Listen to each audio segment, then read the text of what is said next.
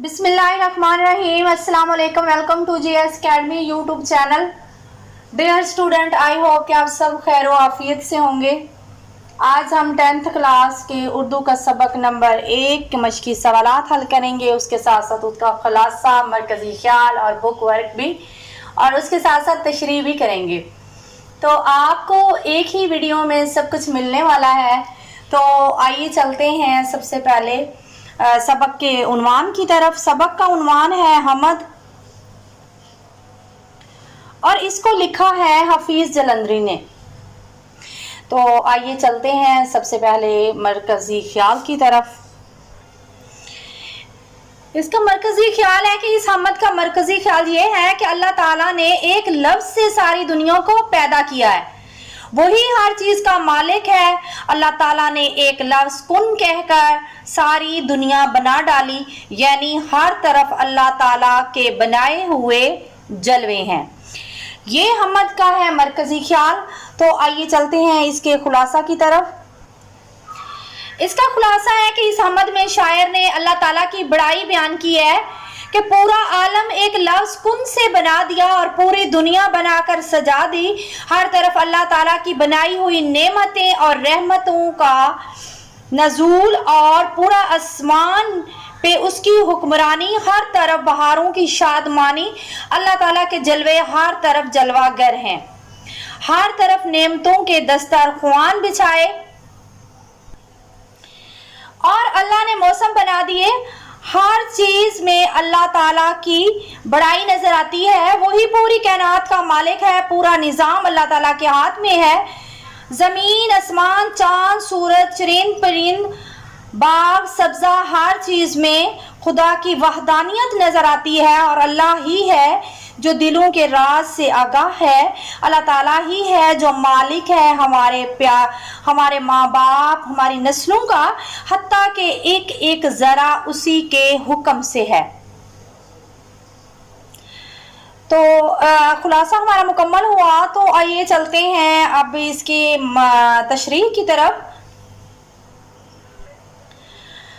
जब भी आपने तशरीह करनी है तो सबसे पहले आपने शेर लिखना है, उसके बाद हले लुगत लिखनी है। उसमें आप उसके जो हैं मुश्किल वर्ड्स, उनके मायने लिखेंगे, और उसके बाद आपने उसका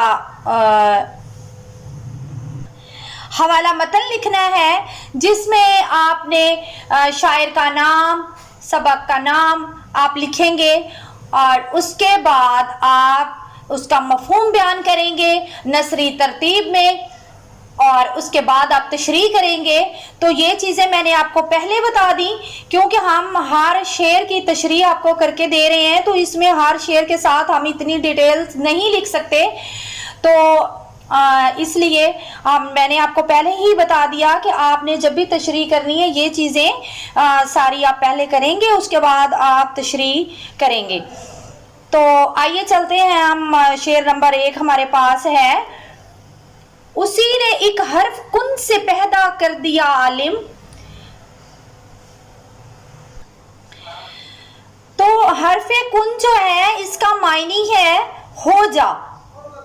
आलिम का मतलब है दुनिया, और कशाकश का मतलब है खींचा तानी। खींचा तानी इसका जो है मायनी है। और सदा का मैनी है, मतलब कि सदा का मैनी जो है वो है आवाज़, और हू बहू का मैनी जो है वो है गहमा गहमी।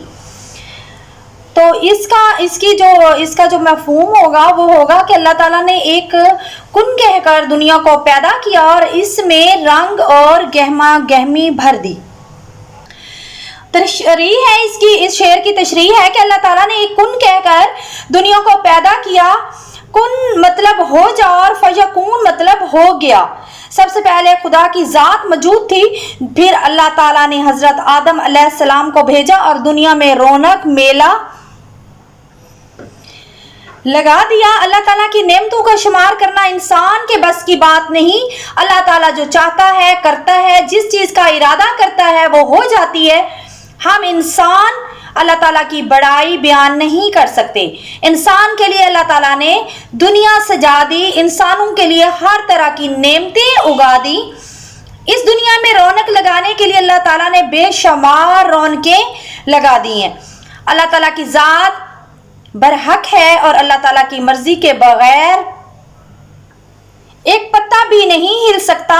ہم انسان جتنا بھی شکر کریں بہت کم ہے۔ شعر نمبر 2 ہے، نظام آسمانی ہے اس کی حکمرانی سے، بہار جاودانی ہے اس کی باغبانی سے۔ اب نظام آسمانی سے اس کا یہ معنی ہے کہ اس آسمان کا نظام اور حکمرانی کا جو معنی ہے وہ بادشاہت ہوتا ہے۔ بہار جاودانی کا جو ہے وہ ہے کہ ہمیشہ رہنے والی جو بہار ہوتی ہے اس کو بہار جاودانی کہتے ہیں۔ باغبانی جو ہوتا ہے وہ باغ کی جو دیکھ بھال کرنے والا ہوتا ہے اسے باغبانی کہا جاتا ہے۔ اس شعر کا مفہوم ہے کہ آسمان کا نظام بھی اللہ تعالیٰ کی حکمرانی ہی سے ہے اور دنیا کے باغ میں اللہ تعالیٰ ہی کی وجہ سے ہمیشہ رہنے والی بہار ہے۔ شاعر کہتا ہے کہ جو آسمان کا نظام چل رہا ہے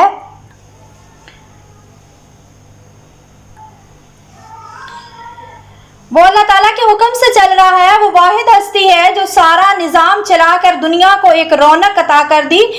آسمان پر چمکتے ستارے اور ساتوں آسمان کا مالک ہے۔ ہر چیز اسی کے حکم کی پابند ہے۔ سورج کا نکلنا اور غروب ہونا اور دن کا رات میں تبدیل ہونا اور رات کا دن میں تبدیل ہونا، یہ سب اسی کی مہربانی ہے۔ دن کو انسان کام کرتا ہے اور روزی کی تلاش میں نکلتا ہے۔ رات کو بنایا تاکہ انسان دن بھر کی تھکن اتار سکے، پھر آسمان کی چھت عطا کی اور اس چھت کی اتنا حسین بنا دیا کہ تاروں سے بھر دیا۔ سورۃ رحمان میں ہے کہ تم کون کون سی نعمتوں کو جھٹلاؤ گے۔ پوری کائنات کا بادشاہ ہے اور تمام بادشاہت اسی کے ہاتھ میں ہے۔ ہر نظام اسی کے دم سے چل رہا ہے۔ شاعر کہتا ہے کہ اے اللہ، اس دنیا کی بہار تیرے دم سے ہے۔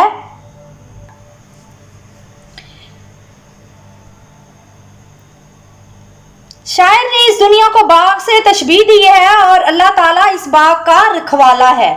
شاعر کہتا ہے کہ اللہ تعالیٰ اس باغ کا مالک ہے تو تبھی ہمیشہ اس دنیا میں بہار رہے گی۔ اور اللہ تعالیٰ نے انسان کے لیے کچھ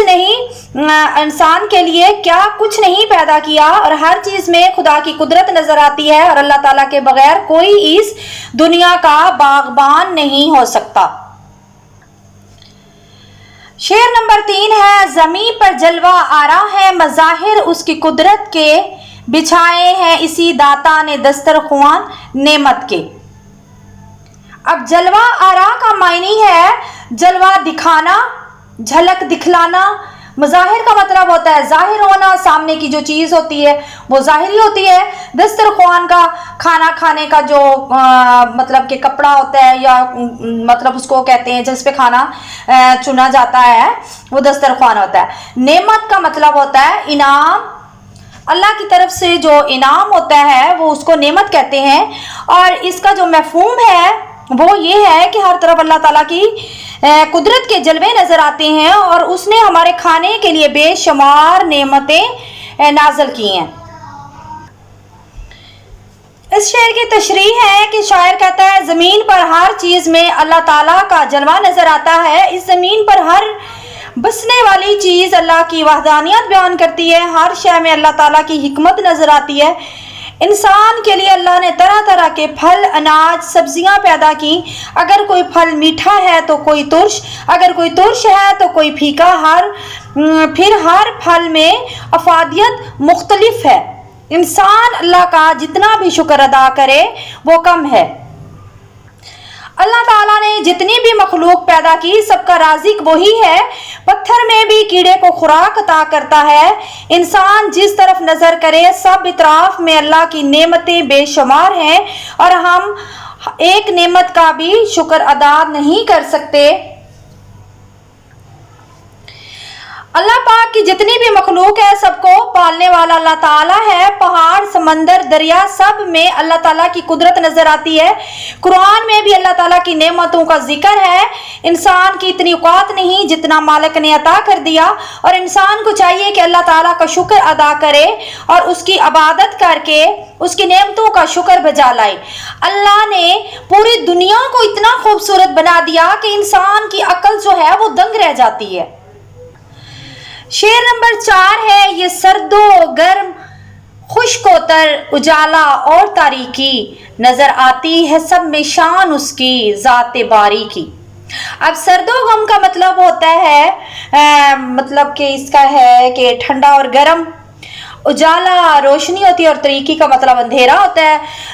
और इसके बाद जो है बारी ताला, ज़ात बारी जो है उसका मतलब होता है अल्लाह ताला की ज़ात।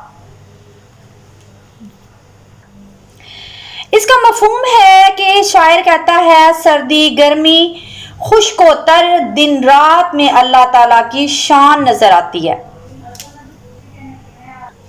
इस शेर की तशरीह में शायर कहता है कि सर्दी गर्मी बहार खजा में अल्लाह ताला की कुदरत नजर आती है, दिन रात में अल्लाह की हिकमत। शायर कहता है कि गर्मी का मौसम है, इसमें अनाज पकता है, और फिर सर्दी इस मौसम में भी पहाड़ों पर बर्फ पड़ती है जिसकी वजह से गर्मी में नदी नालों में पानी आता है, इसमें भी अल्लाह की हिकमत है। सर्दी में बहुत से अनाज उगाए जाते हैं। शायर कहता है कि खुशकोतर भी अल्लाह ताला ने बनाए, मतलब इंसान की जरूरत का तमाम सामान पैदा कर दिया। किसी शायर ने खूब लिखा है, जग में आकर इधर उधर देखा, तू ही आया नजर जिधर देखा। शायर कहता है कि हर चीज में अल्लाह की कुदरत नजर आती है। शायर कहता है दिन रात बनाए अल्लाह ने बदल बदल कर, दिन रात आते हैं, सुबह की रोशनी ताजगी बख्शती है, फिर सूरज की तपश से तेज धूप निकालता है ताकि पूरा दिन इंसान अपने अपने काम सर अंजाम दे सके। फिर रोशनी मध्यम हो जाती है और रात का पैगाम लाती है। रात को सारी मखलूक आराम करती है, हर तरफ अंधेरा ही अंधेरा छा जाता है। फिर रात को इंसान के लिए सुकून बना दिया। इंसान अल्लाह ताला की नेमतों का शुक्र बजा लाए और रहमतों का उम्मीदवार रहे। अल्लाह ने बेशुमार नेमतें पैदा की और हर जरे में रब की कारागरी नजर आती है। शेर नंबर 5 है, वही है कायनात और उसकी मखलूकात का खालिक, नबातात और जमादात और हैवानात का खालिक। अब कायनात का मतलब होता है दुनिया, मखलूकात तमाम मखलूक, खालिक का मतलब होता है बनाने वाला, नबातात होती हैं जड़ी बूटियाँ, और जमादात होते हैं जमादात जो हैं वो बेजान चीज़ों को कहते हैं, और हैवानात होते हैं जानवर, जानदार, हैवान, मतलब ये इसी कैटेगरी में आते हैं। अब इसका मफ़हूम बयान करते हैं। इसका मफ़हूम है कि अल्लाह ताला ने इंसान और उसकी मखलूक का, अल्लाह ताला कायनात और उसकी मखलूक का जो है मालिक है और हर चीज़ का बनाने वाला है। शायर इस शेर में कहता है कि अल्लाह ताला ने पूरी दुनिया को पैदा करने वाला है। इस दुनिया में जितने भी दरख्त हैं, जड़ी बूटियां और जानवर, सबको अल्लाह ताला पैदा करने वाला है। हत्ता कि बेजान चीज़ों को भी शायर कहता है कि बनाने वाला खुदा है। इस दुनिया में जंगलात, पहाड़, सहरा बना दिए। ये चीज़ें बेकार नहीं, अल्लाह ताला की बनाई हुई कोई चीज़ बेकार नहीं। ये जड़ी बूटियों से इलाज किया जाता है, दरख्तों से इंसान फायदे हासिल करता है, फिर जानवरों से गोश्त हासिल करता है। खेती बाड़ी में काम लाता है, खाल से फायदे उठाता है, लकड़ी को जलाकर ईंधन हासिल करता है। अल्लाह ताला हालांकि अल्लाह ने जो चीज़ें बेजान बनाई उनमें भी अल्लाह की हिकमत नज़र आती है। इस दुनिया में बेशुमार चीज़ें हैं जो हमें मालूम नहीं। कुछ चीज़ें इंसान की आंखों से ओझल हैं। ज़मीन की तहों में भी उसकी कुदरत के नज़ारे छुपे हुए हैं। इस दुनिया में जो भी चीज़ मौजूद है اس کو بنانے والی ذات اللہ تعالیٰ کی ہے، وہ پوری خلقت کا مالک ہے، ہر جان جو ہے وہ اللہ تعالیٰ کے قبضے میں، وہی ہمارا خالق و مالک ہے۔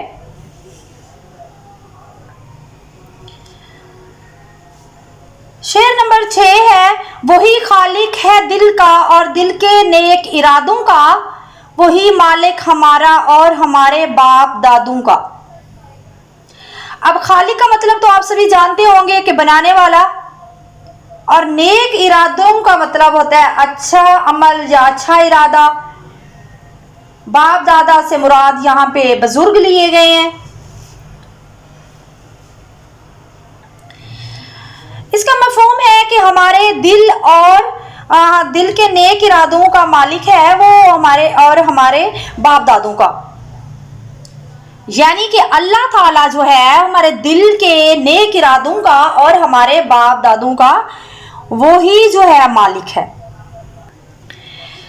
اس شعر کی تشریح کچھ یوں ہے کہ اللہ تعالیٰ کی حاکمیت بیان کرتے ہوئے شاعر کہتا ہے کہ اللہ تعالیٰ ہمارے دل اور دل کے ارادوں سے واقف ہے اور ہمارے دلوں کے بھیدوں کو خوب جانتا ہے۔ ہماری نیتوں کو بھی اللہ تعالیٰ ہمیں نیکی کے راستے کی طرف مائل کرتا ہے۔ اللہ تعالیٰ چاہتا ہے کہ انسان اس کی عبادت کر کے اپنی بخشش کا سامان کرے۔ اللہ تعالیٰ اپنے بندوں کے لیے آسانیاں پیدا کرتا ہے۔ اللہ تعالیٰ کی ذات بہت غفور الرحیم ہے، وہ پاک ہے اور اس نے ہمیں پیدا کیا جب ہمارا نشان تک نہ تھا۔ ہمارے آباء و اجداد بھی اسی کے بندے ہیں۔ حضرت آدم علیہ السلام سے لے کر رہتی دنیا تک اللہ کا نام باقی رہنے والا ہے، باقی سب فنا ہو جائے گا۔ وہ حاکم ہے اور صرف اسی کا حکم چلے گا۔ لاکھوں انسان دنیا میں آئے اور چلے گئے، نسل در نسل یہ سلسلہ چل رہا ہے، ہر جاندار کا، مگر اللہ نے جو پہاڑ صحرا بنا دیے وہ رہتی دنیا تک قائم و دائم رہیں گے جب تک اللہ تعالیٰ کی ذات خود فنا نہ کرے۔ بے شک وہ سب کرنے کا اختیار رکھتا ہے۔ ہمیں چاہیے کہ دل میں اس کی یاد رہے، اپنے مالک کی جس نے ہمیں پیدا کیا۔ شعر نمبر 7 ہے، بشر کو فطرت اسلام پر پیدا کیا جس نے، محمد مصطفیٰ کے نام پر شیدا کیا جس نے۔ اب بشر کا معنی ہوتا ہے انسان، بندہ، آدمی۔ فطرت اسلام ہوتا ہے جو اسلام کے اصول ہوتے ہیں، جو اسلام کے قاعدے ہوتے ہیں، اور شیدا جو ہوتا ہے اس کو کہنا ہے دیوانہ بھی اس کو کہہ سکتے ہیں، فدا، قربان ہونے والا، اور جو ہے شیدا کا جو مطلب ہے تو میں نے آپ کو ڈیٹیل میں بتا دیا۔ اس کا مفہوم ہے کہ اللہ تعالیٰ نے انسان کو اسلام کی فطرت پر پیدا کیا اور پھر اپنے پیارے رسول پاک صلی اللہ علیہ وآلہ وسلم پر قربان ہونے کا جذبہ بھی رکھا۔ اس شعر میں شاعر کہتا ہے کہ جس نے اسلام کے اصولوں پر چلنا سکھایا وہی پیدا کرنے والا ہے۔ انسان اللہ کے بنائے ہوئے اصولوں قاعدوں پر چلتا ہے، اس کے لیے دنیا کی تمام لذتیں ہیں۔ پھر اللہ تعالیٰ نے اپنے محبوب کی خاطر پوری دنیا سجا دی۔ پھر ارشاد باری تعالیٰ ہے، اگر تمہیں مجھ سے محبت کا دعویٰ ہے تو حضرت محمد صلی اللہ علیہ وآلہ وسلم کی پیروی کرو، اللہ پھر تم سے محبت کرے گا۔ اللہ کا قرب حاصل کرنے کے لیے ضروری ہے کہ وہ اس کے محبوب سے محبت رکھے، پھر رسول پاک صلی اللہ علیہ وآلہ وسلم کے نام پر جان بھی قربان کرنے کا جذبہ رکھتا ہو، اور جس کے دل میں محبت ہے محمد صلی اللہ علیہ وآلہ وسلم کی، اس کا دونوں جہانوں میں بیڑا پار ہے۔ کسی شاعر نے خوب کہا ہے کہ محمد سے وفا تو نے تو ہم تیرے ہیں، یہ جہاں کیا چیز ہے لوح و قلم تیرے ہیں۔ پھر مسلمانوں کو اللہ تعالیٰ نے محمد کا شیدائی بنا دیا اور ہر مسلمان اپنے محمد پر جان بھی قربان کرنے کو تیار ہے۔ اگر اللہ حضرت محمد صلی اللہ علیہ وآلہ وسلم کو تخلیق نہ کرتا تو یہ کائنات نہ ہوتی، یہ جہاں بنا کر اپنے محبوب کو تحفہ دیا ہے۔ ہمارا فرض بنتا ہے کہ ہم اپنے پیارے رسول پاک صلی اللہ علیہ وآلہ وسلم سے محبت کریں، ان کے بتائے ہوئے رستوں پر چلیں۔ ہم ان کی امتی ہیں، ہماری بخشش کا وہی وسیلہ ہے۔ ہر انسان کے لیے رسول پاک صلی اللہ علیہ وآلہ وسلم جو ہیں مثل چراغ ہیں، انہوں نے ہی ہمیں سیدھا رستہ دکھایا، ورنہ آج ہم بھی دوسری قوموں کی طرح بھٹکے ہوئے ہوتے، ہمیں کسی اچھائی برائی کی تمیز نہ ہوتی۔ یہ ان کا احسان ہے ہم پر کہ یہ کیا خوب شاعر نے لکھا ہے شعر یہ: سب سے پہلے معیشت کے انوار سے نقش روح محمد بنایا گیا، پھر اسی نور سے لے کر کچھ روشنی بزم کون و جہاں کو سجایا گیا۔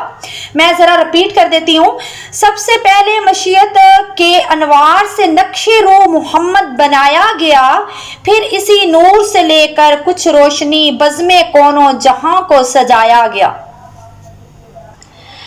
حل مشقی سوالات ہیں ہمارے پاس۔ سوال نمبر 1 ہے، اللہ تعالیٰ نے یہ کائنات کون سا ایک لفظ کہہ کر بنائی؟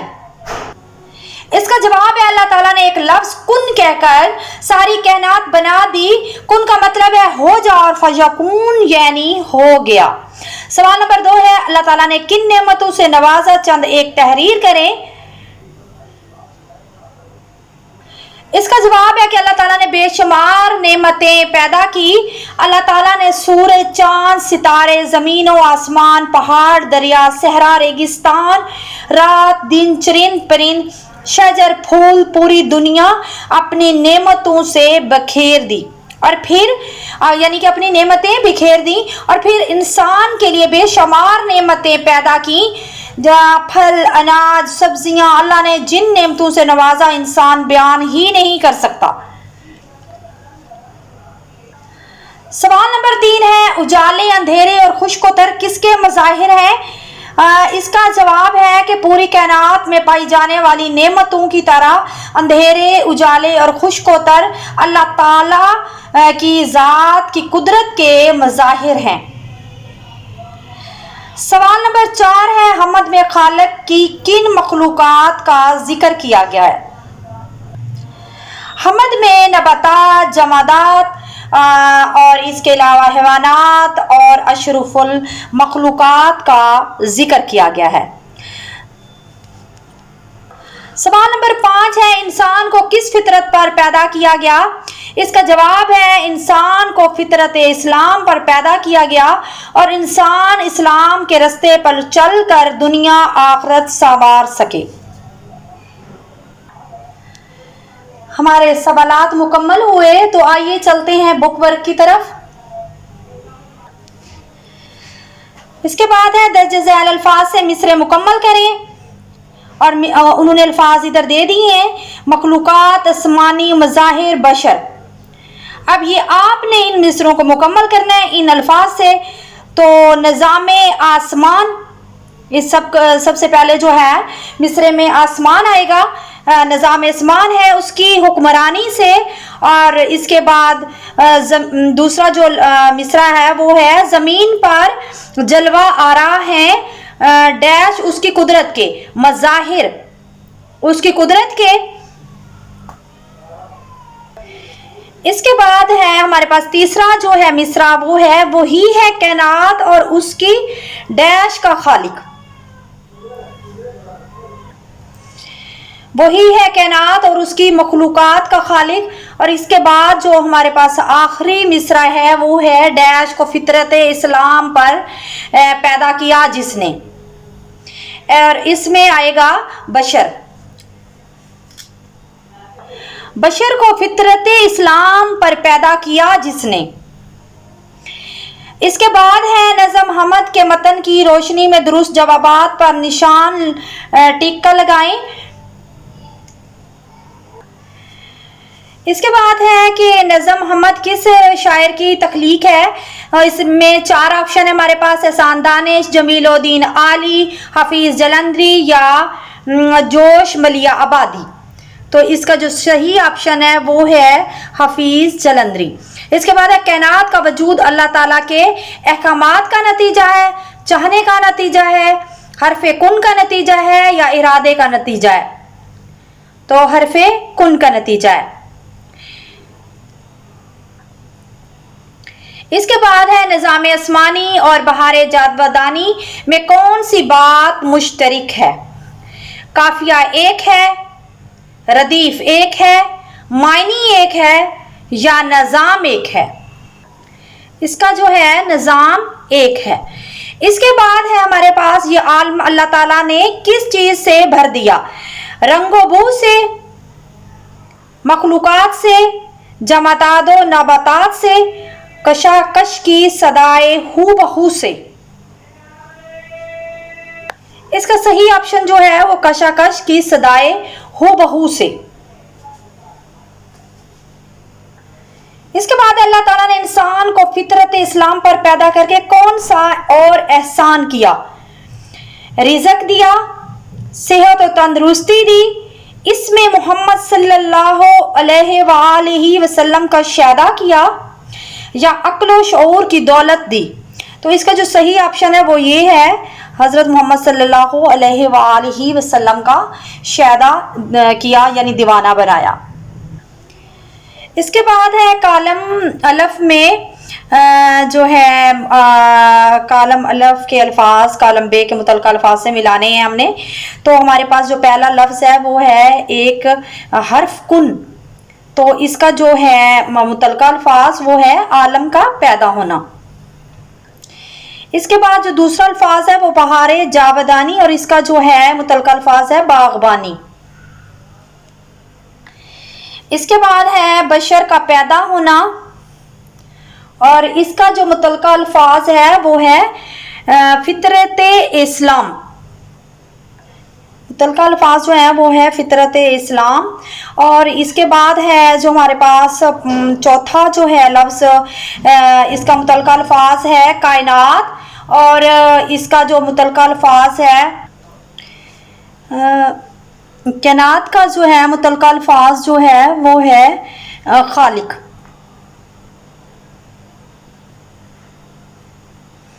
اس کے بعد ہے بچھائے اور اس کا جو متعلقہ الفاظ ہے وہ ہے دسترخوان نعمت۔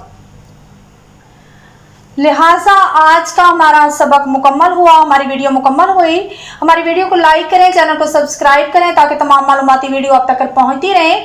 ڈسکرپشن سے نوٹس لازمی پی ڈی ایف کی شکل میں ڈاؤن لوڈ کر لیجئے اور ویڈیو میں آپ تب تک اپنا رکھیے خیال۔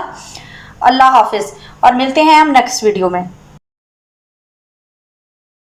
بسم اللہ الرحمن الرحیم، السلام علیکم، welcome to G S academy YouTube channel. Dear student, I hope کہ آپ سب خیر و عافیت سے ہوں گے۔ آج ہم 10th کلاس کے اردو کا سبق نمبر 2 کے مشقی سوالات حل کریں گے۔ اس کے ساتھ ساتھ اس کا خلاصہ، مرکزی خیال اور تشریح بھی بیان کریں گے اور اس کے ساتھ ہمیں بک ورک بھی حل کریں گے۔ تو آپ کو ایک ہی ویڈیو میں سب کچھ ملنے والا ہے۔ تو آئیے چلتے ہیں اپنے سبق کے عنوان کی طرف اور سبق کا عنوان ہے ہمارا نعت۔ اس کو لکھا ہے احسان دانش نے۔ اس کا مرکزی خیال ہے کہ اس نعت میں احسان دانش نے رسول پاک صلی اللہ علیہ وسلم کی آمد کا ذکر کیا ہے۔ شاعر کہتا ہے کہ آپ کے آنے سے ظلم و ستم کے بادل چھٹ گئے، باطل ختم ہو گیا اور حق کی شناس ہو گئی۔ آپ کا آنا باعث رحمت ہوا انسانوں کے لیے اور مسلمانوں کو نیا رستہ مل گیا جو درست معنوں میں سیدھی راہ تک لے جائے گا۔ اس کا خلاصہ ہے کہ رسول پاک صلی اللہ علیہ وسلم کی آمد سے ظلم و ستم توڑ گیا اور ظلم جو ہے وہ دم توڑ گیا اور اسلام کو عروج حاصل ہوا اور اسلام کا بول بالا ہو گیا اور ہر طرف اسلام پھیل گیا اور غریبوں کا مددگار، یتیموں کا سہارا آ گیا۔ آپ کی آمد سے کفر ختم ہو گیا، آپ نے بے سہاروں کا سہارا دیا۔ آپ صلی اللہ علیہ وآلہ وسلم کے آنے سے پہلے کوئی اپنے رشتہ دار سے محفوظ نہیں تھا، ہر طرف کفر تھا، عورت کی عزت نہیں تھی، بیوہ عورتوں کی تذلیل کی جاتی تھی، یتیموں کا حق مارا جاتا تھا، اچھے برے کی تمیز نہیں تھی۔ آپ کے آنے سے ہر طرف روشنی پھیل گئی، زندگی کے ہر قدم پر آپ نے رہنمائی کی، دونوں جہانوں کا وسیلہ بن کر آئے۔ اللہ تعالیٰ کے احکامات کو بحفاظت پہنچانے کا ذمہ آپ کے سر پر ہے، یعنی کہ آپ نے سر انجام دیا۔ میں نے آپ کو پہلے بھی بتایا ہے کہ تشریح کرنے میں سب سے پہلے آپ اشعار لکھیں گے جو اس کا طریقہ کار ہے، اور اس کے بعد حل لغت لکھیں گے جس میں الفاظ کے معنی ہوں گے، اور اس کے بعد اس کا جو ہے حوالہ متن جو ہوگا، مطلب کہ آپ اس میں شاعر کا نام لکھ سکتے ہیں، اور اس کے بعد آپ یہ بتا سکتے ہیں کہ حمد ہے یا نعت ہے، اور اس کے بعد آپ مفہوم جو ہے وہ تحریر کریں گے یا لکھیں گے اس میں، یعنی کہ، اور اس کے بعد آپ تشریح حل کریں گے، یعنی تشریح کریں گے اس اشعار کی۔ تو سب سے پہلا ہمارا جو شعر نمبر 1 ہے وہ ہے: دو عالم کا امدادگار آ گیا، امین آ گیا، غم گسار آ گیا ہے۔ اب جو پہلا شعر ہے، دو عالم کا امدادگار آ گیا ہے، عالم کا مطلب ہوتا ہے دنیا، امدادگار کا مطلب ہوتا ہے مدد کرنے والا، امین کا مطلب ہوتا ہے امانت دار، غم گسار کا مطلب ہوتا ہے غم بانٹنے والا یا ہمدرد، اور اس کا جو معنی ہے وہ غم گسار کا یہی ہے کہ جو غم بانٹے یا ہمدرد ہو اسے غم گسار کہتے ہیں۔ اس کا مفہوم ہے: دو عالم کا مددگار آ گیا ہے، امانت دار، غم گسار آ گیا ہے۔ اس شعر کی تشریح ہے کہ شاعر اس شعر میں کہتا ہے کہ رسول پاک صلی اللہ علیہ وسلم کی عظمت بیان کر رہا ہے۔ شاعر کہتا ہے کہ آپ دونوں جہانوں میں ہمارا وسیلہ ہیں۔ یہ دنیا ہے جو عارضی ٹھکانہ ہے، اور جبکہ دوسری زندگی ہمیشہ رہنے والی ہے، اور رسول پاک صلی اللہ علیہ وسلم ان دونوں جہانوں میں ہمارے مددگار ہیں۔ اللہ تعالیٰ کا احسان ہے کہ اپنے بندوں پر جو رسول پاک صلی اللہ علیہ وسلم کا امتی ہمیں بنایا، اللہ تعالیٰ نے جو احکامات اپنے بندوں کے لیے بنائے وہ بحفاظت ہم تک پہنچائے، اور زندگی گزارنے کے طریقے بتائے، اور خیر و شر، کفر شرک سے روشنا کروایا۔ امت کو بتایا کہ سیدھا رستہ کون سا ہے، پھر آخرت میں بھی امت کی شفاعت کریں گے، لیکن اس کے لیے آپ کے بتائے ہوئے رستے پر چلنا پڑے گا اور امتی ہونے کا حق ادا کرنا پڑے گا۔ اللہ تعالیٰ نے قرآن مجید میں ارشاد فرمایا ہے کہ ہم نے آپ کو تمام جہانوں کے لیے رحمت بنا کر بھیجا، اور خوشخبری دی کہ ہمارا مددگار آ گیا ہے۔ رسول پاک صلی اللہ علیہ وسلم ہی مددگار ہیں ہمارے، اور ان کی مدد کے سوا ہمارا کوئی وسیلہ نہیں ہے۔ وہ ختم النبیین ہیں، ان کے بعد کوئی نبی نہیں آئے گا، اور جب روز محشر نفسا نفسی کا عالم ہوگا تو رسول پاک صلی اللہ علیہ وسلم امت کا ہاتھ تھامیں گے اور کوثر پر بیٹھ کر اپنے امتیوں کو جام کوثر پلائیں گے۔ شعر نمبر 2 ہے: غریبوں کی جان کو، یتیموں کے دل کو، سکون ہو گیا ہے، قرار آ گیا ہے۔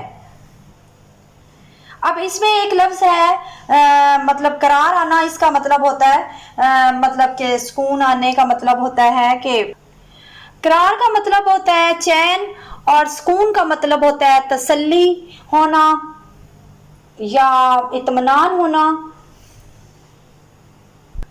اس کا مفہوم ہے کہ غریبوں کی جان کو، یتیموں کے دل کو سکون ہو گیا ہے، قرار آ گیا ہے۔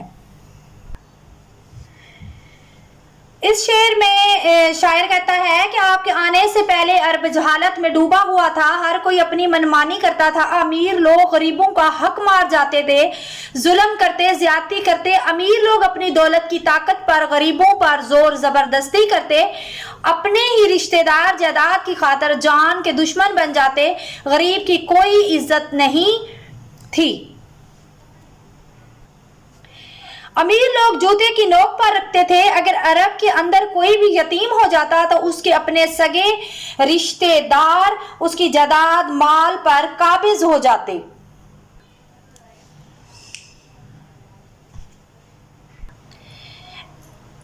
इंसाफ नाम की कोई चीज नहीं थी, गरीब यतीम का कोई हाल भी पूछने वाला नहीं था। लेकिन जब रसूल पाक सल्लल्लाहु अलैहि वसल्लम तशरीफ लाए तो लाक़नूनियत जो थी वो खत्म हो गई। रसूल पाक सल्लल्लाहु अलैहि वसल्लम ने सबको उनके हकूक से आगाही दी, गरीबों का ख्याल करते, यतीमों के सर पर शफकत का हाथ रखते।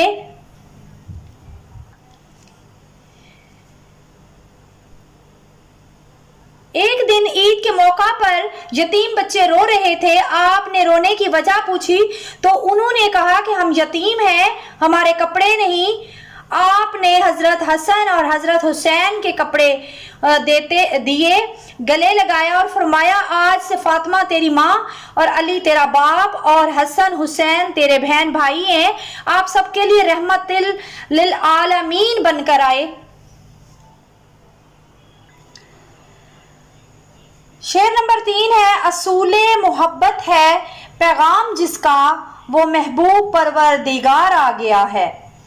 असूल का मतलब होता है तरीका, पैगाम का मतलब होता है किसी तक ज़बानी बात को पहुंचाना या उसका पैगाम देना जो होता है वो इसका पैगाम इसको कहते हैं। इसके बाद है महबूब का मतलब होता है प्यारा, और परवरदिगार जो होता है उससे मुराद है अल्लाह ताला, पालने वाला, आप जो भी कह सकते हैं।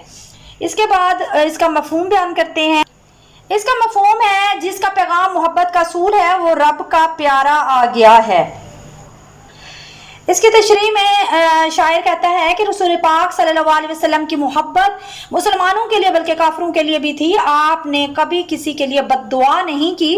अरब के लोगों को आपने मोहब्बत का दर्स दिया, ऐसे ऐसे तरीके बताए कि अरब के जाहिल लोग मुहज़्ज़ब लोगों की तरह रहने लगे। रसूल पाक सल्लल्लाहु अलैहि वसल्लम की ज़ात सबके लिए मोहब्बत ही मोहब्बत थी। आपने दुश्मनों दोस्तों में फर्क नहीं रखा, सब आपके लिए यकसां थे। अगर कोई आपकी जात पर जुल्म करता तो आप हदायत की दुआ करते और फरमाते कि ये लोग मुझे नहीं जानते। आपने काफिरों के पत्थर दिल मोम की तरह पिघला दिए।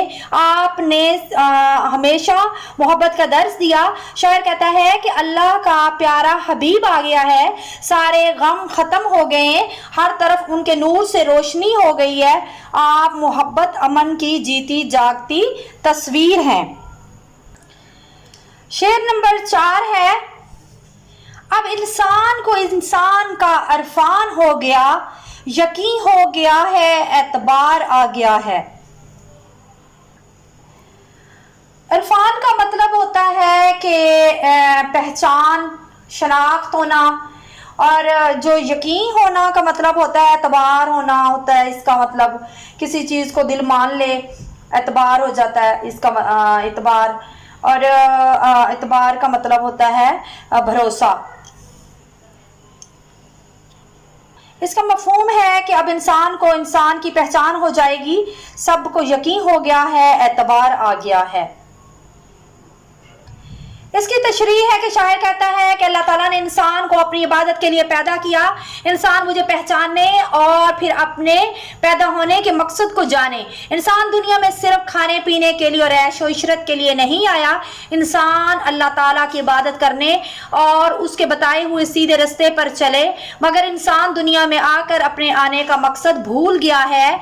मगर जब रसूल पाक सल्लल्लाहु अलैहि वसल्लम दुनिया में तशरीफ लाए तो उन्होंने इंसान को जीने का ढंग बताया और बताया कि ज़िंदगी का असल मकसद अल्लाह ताला की इबादत करना, उसकी रज़ा में राज़ी रहना है। फिर आपने बतलाया इंसान को इंसान पर इतबार आ गया है, किसी को किसी का इतबार नहीं था। आपने इंसानों को सही मायनों में असल मुकाम से आशना करवाया। फिर आप पर कुरान पाक नाज़िल किया गया और कुरान मजीद आपकी अमली तफसीर है और जिंदगी के हर मामले में आपकी जिंदगी मशाले राह है। शायर कहता है कि आपकी जो जिंदगी है वो अमली नमूना है। आपको देखकर, आपकी तालीमात को देखकर यकीन हो गया इंसान के दुनिया में आने का मकसद और उसकी भलाई इसी में है कि वो अपनी ज़ात को पहचाने। शेर नंबर 5 है, बुझेगा ना जिसका चरागे मोहब्बत, वो पैगंबर जी वकार आ गया है। अब इस चिराग का मानी होता है दिया, पैगंबर पैगाम पहुंचाने वाला, जी वकार इज्जतदार, इज्जत वाला, बड़े रुतबे वाला।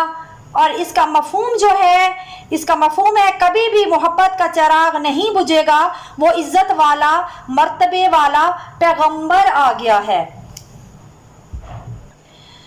शायर इस शेर में रसूल पाक सल्लल्लाहु अलैहि वसल्लम की तशरीफ आवरी का हाल बयान करते हुए कहता है कि रसूल पाक सल्लल्लाहु अलैहि वसल्लम ऐसे चिराग की मानद है कि उनका जलाया हुआ चिराग कभी नहीं बुझेगा। आपके नूर की रोशनी ता क़यामत जलती रहेगी। इस्लाम का ऐसा चिराग जला दिया जो पूरी दुनिया को नूर ही नूर मिल गया। इस्लाम अल्लाह ताला का आखिरी दीन है और इसको तकमील तक पहुंचाने वाली ज़ात आप सल्लल्लाहु अलैहि वसल्लम की है।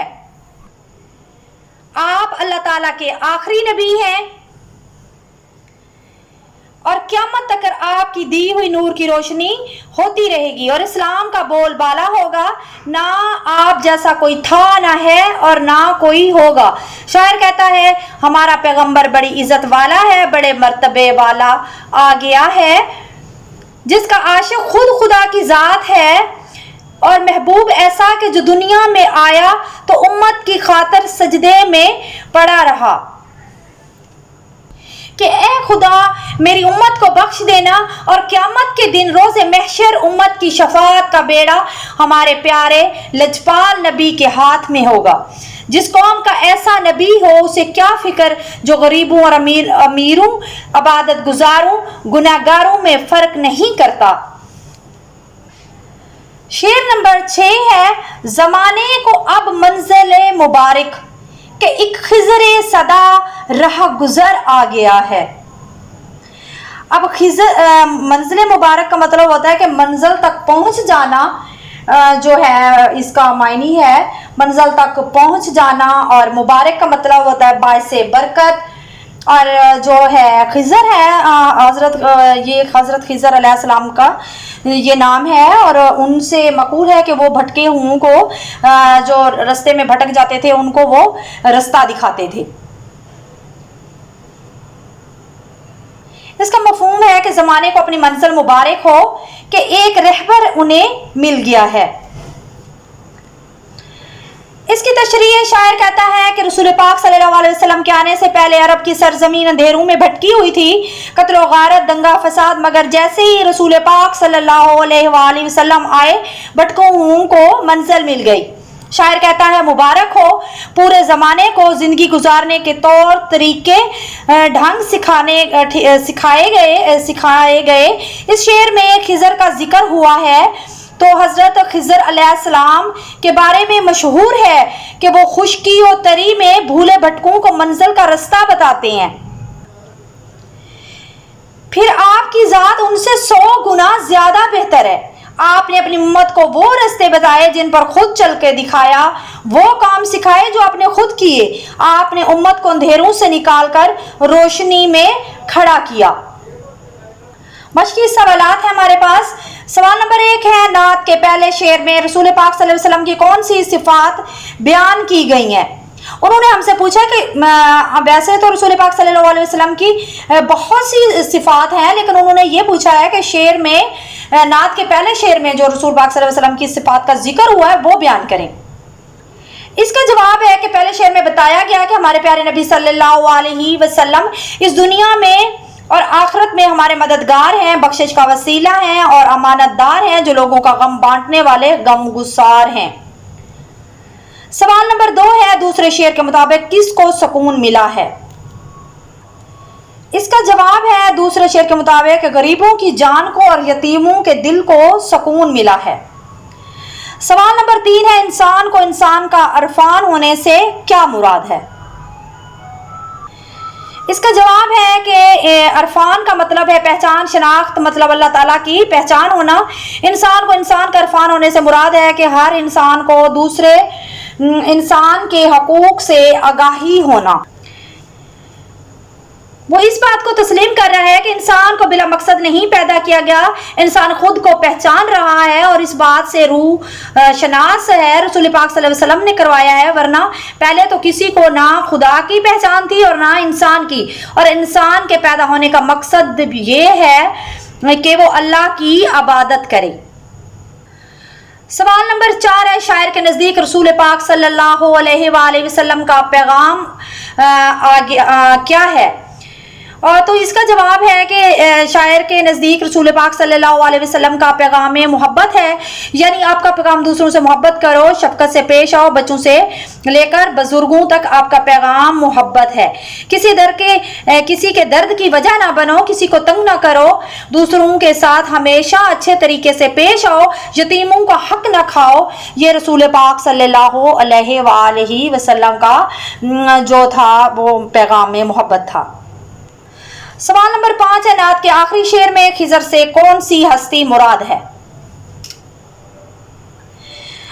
نعت کے آخری شعر میں خضر سے مراد حضرت محمد صلی اللہ علیہ وآلہ وسلم ہے۔ جس طرح حضرت خضر علیہ السلام بھٹکے ہوں کو رستہ دکھاتے تھے، اسی طرح رسول پاک صلی اللہ علیہ وسلم نے بھٹکے ہوئے لوگوں کو راہ دکھاتے ہیں، بھٹکی ہوئی انسانیت کو سیدھا رستہ دکھا کر انہیں اپنے پیدا ہونے کا مقصد بتایا۔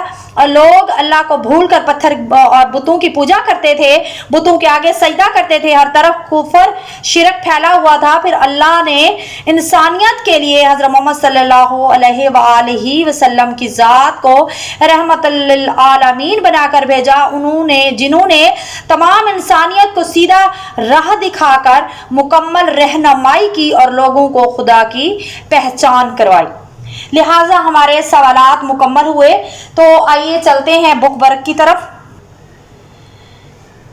متن کی روشنی میں درست جوابات پر ٹک کا نشان لگائیں۔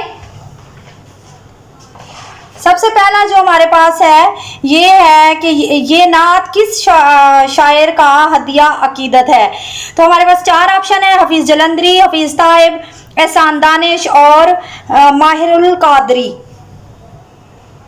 اس کا صحیح آپشن جو ہے وہ ہے احسان دانش۔ اس کے بعد دوسرا جو ہے وہ ہے متن کے مطابق محبوب پروردگار کا پیغام کیا ہے؟ اصول محبت، غم گساری، امانت داری، غریب نوازی۔ اصول محبت۔ اس کے بعد جو تیسرا بیان ہے، اب انسان کو کس کا عرفان حاصل ہوا ہے؟ اللہ تعالیٰ کا، حقائق کا، کائنات کا، انسان کا۔ تو اس کا صحیح آپشن جو ہے وہ ہے انسان کا۔ اب زمانے کو منزل کے مبارک ہونے کی نوید کیوں دی گئی؟ کامل رہنما کے آنے سے، غم گسار کی آمد کی وجہ سے، انسان کا عرفان ہونے سے، ایک خضر صدا راہ گزر کی آمد کی وجہ سے۔ تو اس کا صحیح جو آپشن ہے وہ یہ ہے، چوتھا آپشن جو ہے وہ ٹھیک ہے۔ اس کے بعد ہے کہ پیغمبر ذی وقار کے چراغ محبت کے بارے میں کیا کہا گیا ہے؟ اس کے 4 آپشن ہیں، روشن تر ہوگا، ہمیشہ روشن رہے گا، کبھی نہیں بجھے گا، اور اس کا جو چوتھا آپشن ہے وہ ہے اس کی روشنی اور پھیلے گی۔ تو اس کا صحیح آپشن جو ہے وہ یہ ہے، کبھی نہیں بجھے گا۔ مناسب الفاظ چن کر مصرے مکمل کریں۔ اس کا پہلا ہے، بجھے گا نہ جس کا ڈیش محبت، بجھے گا نہ جس کا چراغ محبت۔ اس کے بعد ہے دوسرا ہمارے پاس مصرع، ڈیش ہو گیا قرار آ گیا۔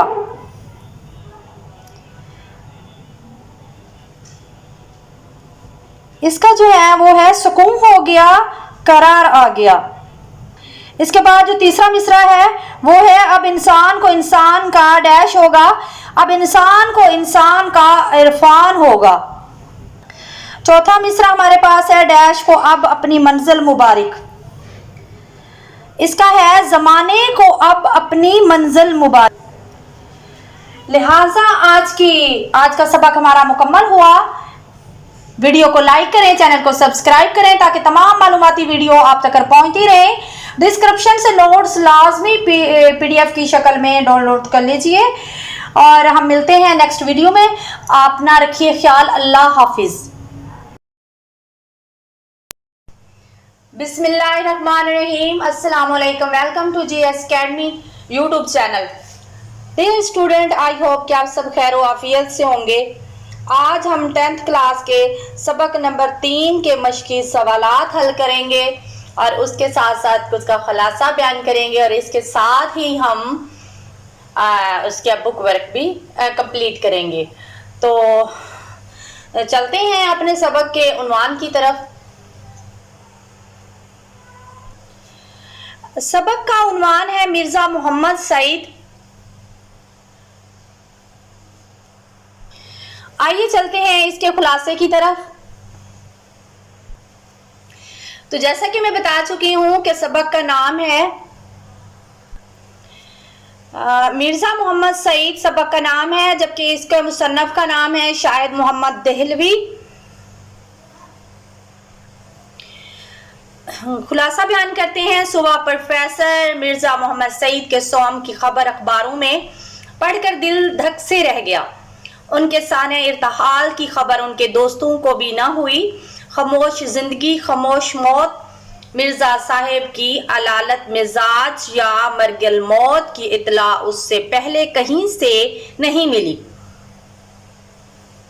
और ये कि परसों वो रहलत फरमा गए और उनके सैकड़ों दोस्तों और कदरदानों को खबर तक न हुई।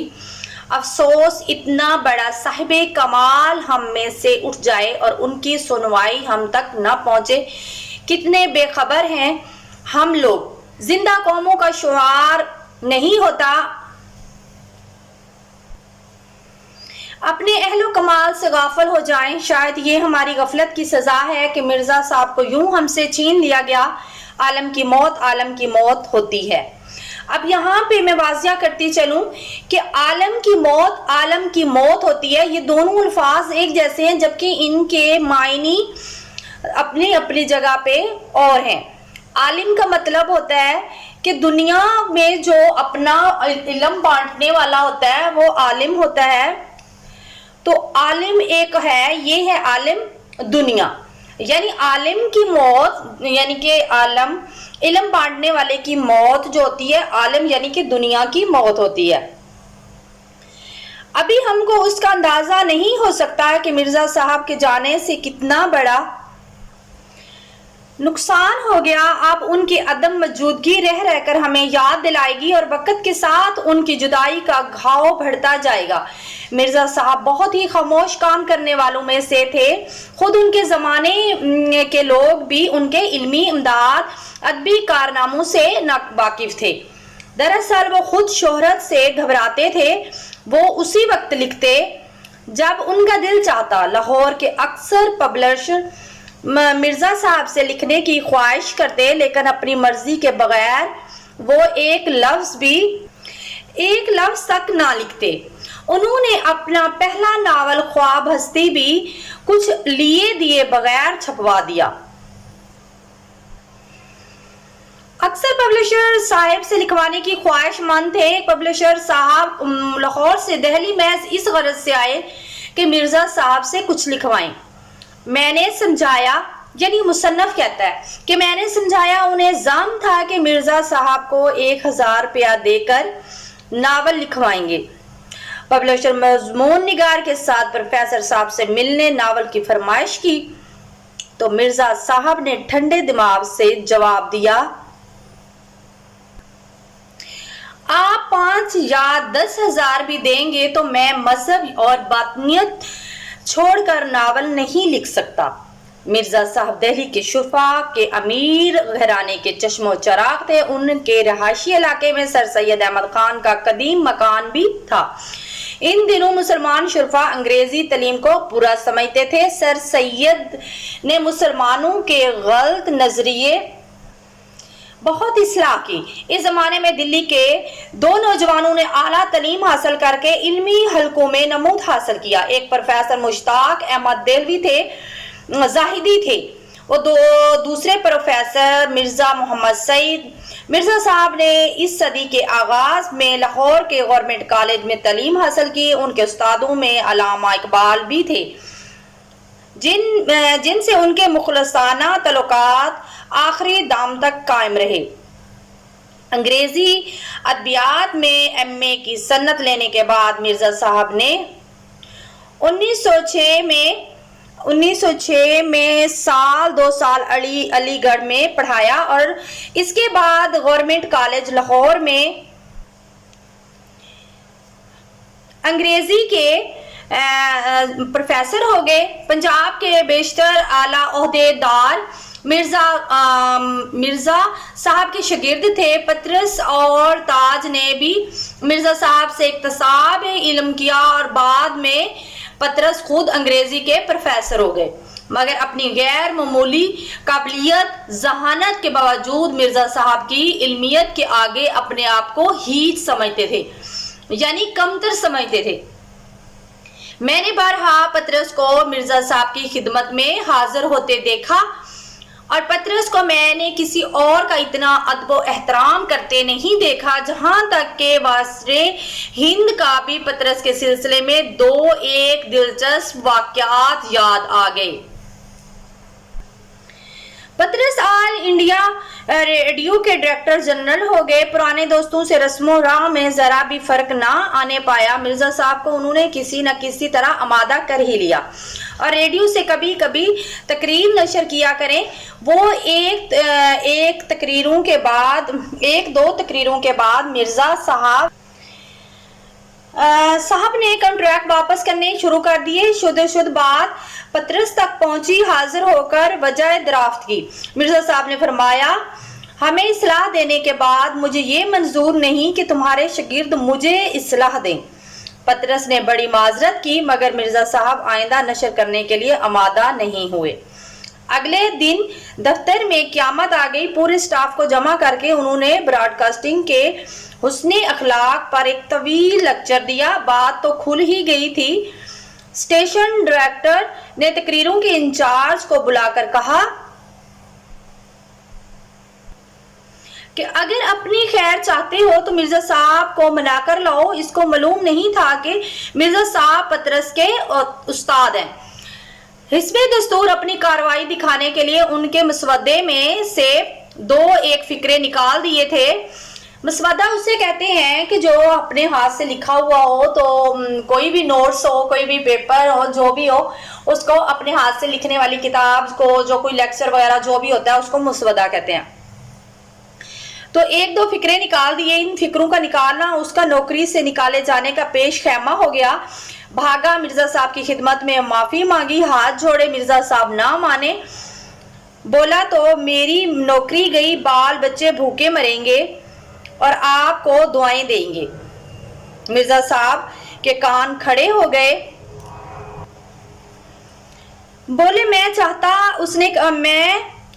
اس نے کہا کہ اگر آپ نہیں چاہتے تو اس کانٹریکٹ پر دستخط کیجئے۔ مرزا صاحب نے فوراً دستخط کر دیے۔ جنگ کے زمانے میں حسن اتفاق سے دلی میں لاہور کے بیشتر ادیب اور شاعر ریڈیو میں یا دوسرے سرکاری محکموں میں جمع ہو گئے۔ پطرس کی تحریک پر ایک محدود ادبی حلقہ قائم کیا گیا، جس میں ڈاکٹر تاثیر، فیض احمد فیض، حامد علی خان، حمید احمد خان، چراغ حسرت، محمود نظامی، غلام عباس، انصار ناصری وغیرہ شریک کیے گئے۔ ہر مہینے اس کا ایک جلسہ ہوتا تھا، کبھی پطرس کے گھر پر اور کبھی ڈاکٹر تاثیر کے گھر پر۔ اس میں ایک مقالہ کسی ادبی موضوع پر پڑھا جاتا، گفتگو ہوتی۔ ایک جلسے میں محمود نظامی نے مقالہ پڑھا، اس میں مرزا صاحب بھی تشریف لائے تھے۔ ڈاکٹر تاثیر نے گفتگو کا آغاز کیا۔ پطرس خاموش رہے۔ مرزا صاحب سے درخواست کی گئی کہ کچھ فرمائیں۔ مرزا صاحب مباحثے کو نہ پسند کرتے تھے، اس لیے بڑی محتاط رائے دیتے تھے۔ پطرس کو شوخی سوجی۔ فیض کو اشارہ کیا کہ مرزا کی بات کاٹ کر بولنے لگے۔ مرزا صاحب جلال میں آ گئے اور فوراً پرانی تہذیبوں کے تاریخ کے اوراق کنگھال ڈالے۔ اوراق کا مطلب ہوتا ہے ورک، کنگھال ڈالے یعنی کہ کھول دیے، یا پچھلا جو ڈیٹا ہے وہ سارا انہوں نے کنگھال دیا۔ فیض دم بخود رہ گئے۔ آخر چائے کا سامان رکھوایا گیا، جس سے مرزا کا جوش ٹھنڈا ہوا۔ मिर्जा साहब की जिंदगी बड़ी सीधी थी, वो कभी ठाट बाट से नहीं रहे। घर की सवारी हमने उनके पास नहीं देखी। मिर्जा साहब घंटों मुताले में मसरूफ रहते, अपनी आमदनी का ज्यादा हिस्सा किताबें खरीदने में सर्फ कर देते। बीवी अदबी ज़ौक़ की मालक और औलाद सादतमंद थी। पेंशन इतनी थी जिससे बासानी गुजारा हो सके। गर्ज जिंदगी हर लिहाज से मुतमईन थी। रेडियो पाकिस्तान से एक प्रोग्राम दानिश कदा शुरू किया गया। मिर्जा साहब को भी उसमें शिरकत की दावत दी गई, मगर उन्होंने इनकार कर दिया। क्या में पाकिस्तान से कबल मिर्जा साहब ने सियासत में भी हिस्सा लिया। सूबाई मुस्लिम लीग कौंसिल के मेंबर चुने गए। मिर्जा साहब कराची यूनिवर्सिटी में मशीर रहे। मिर्जा साहब अलील नहीं मालूम होते थे।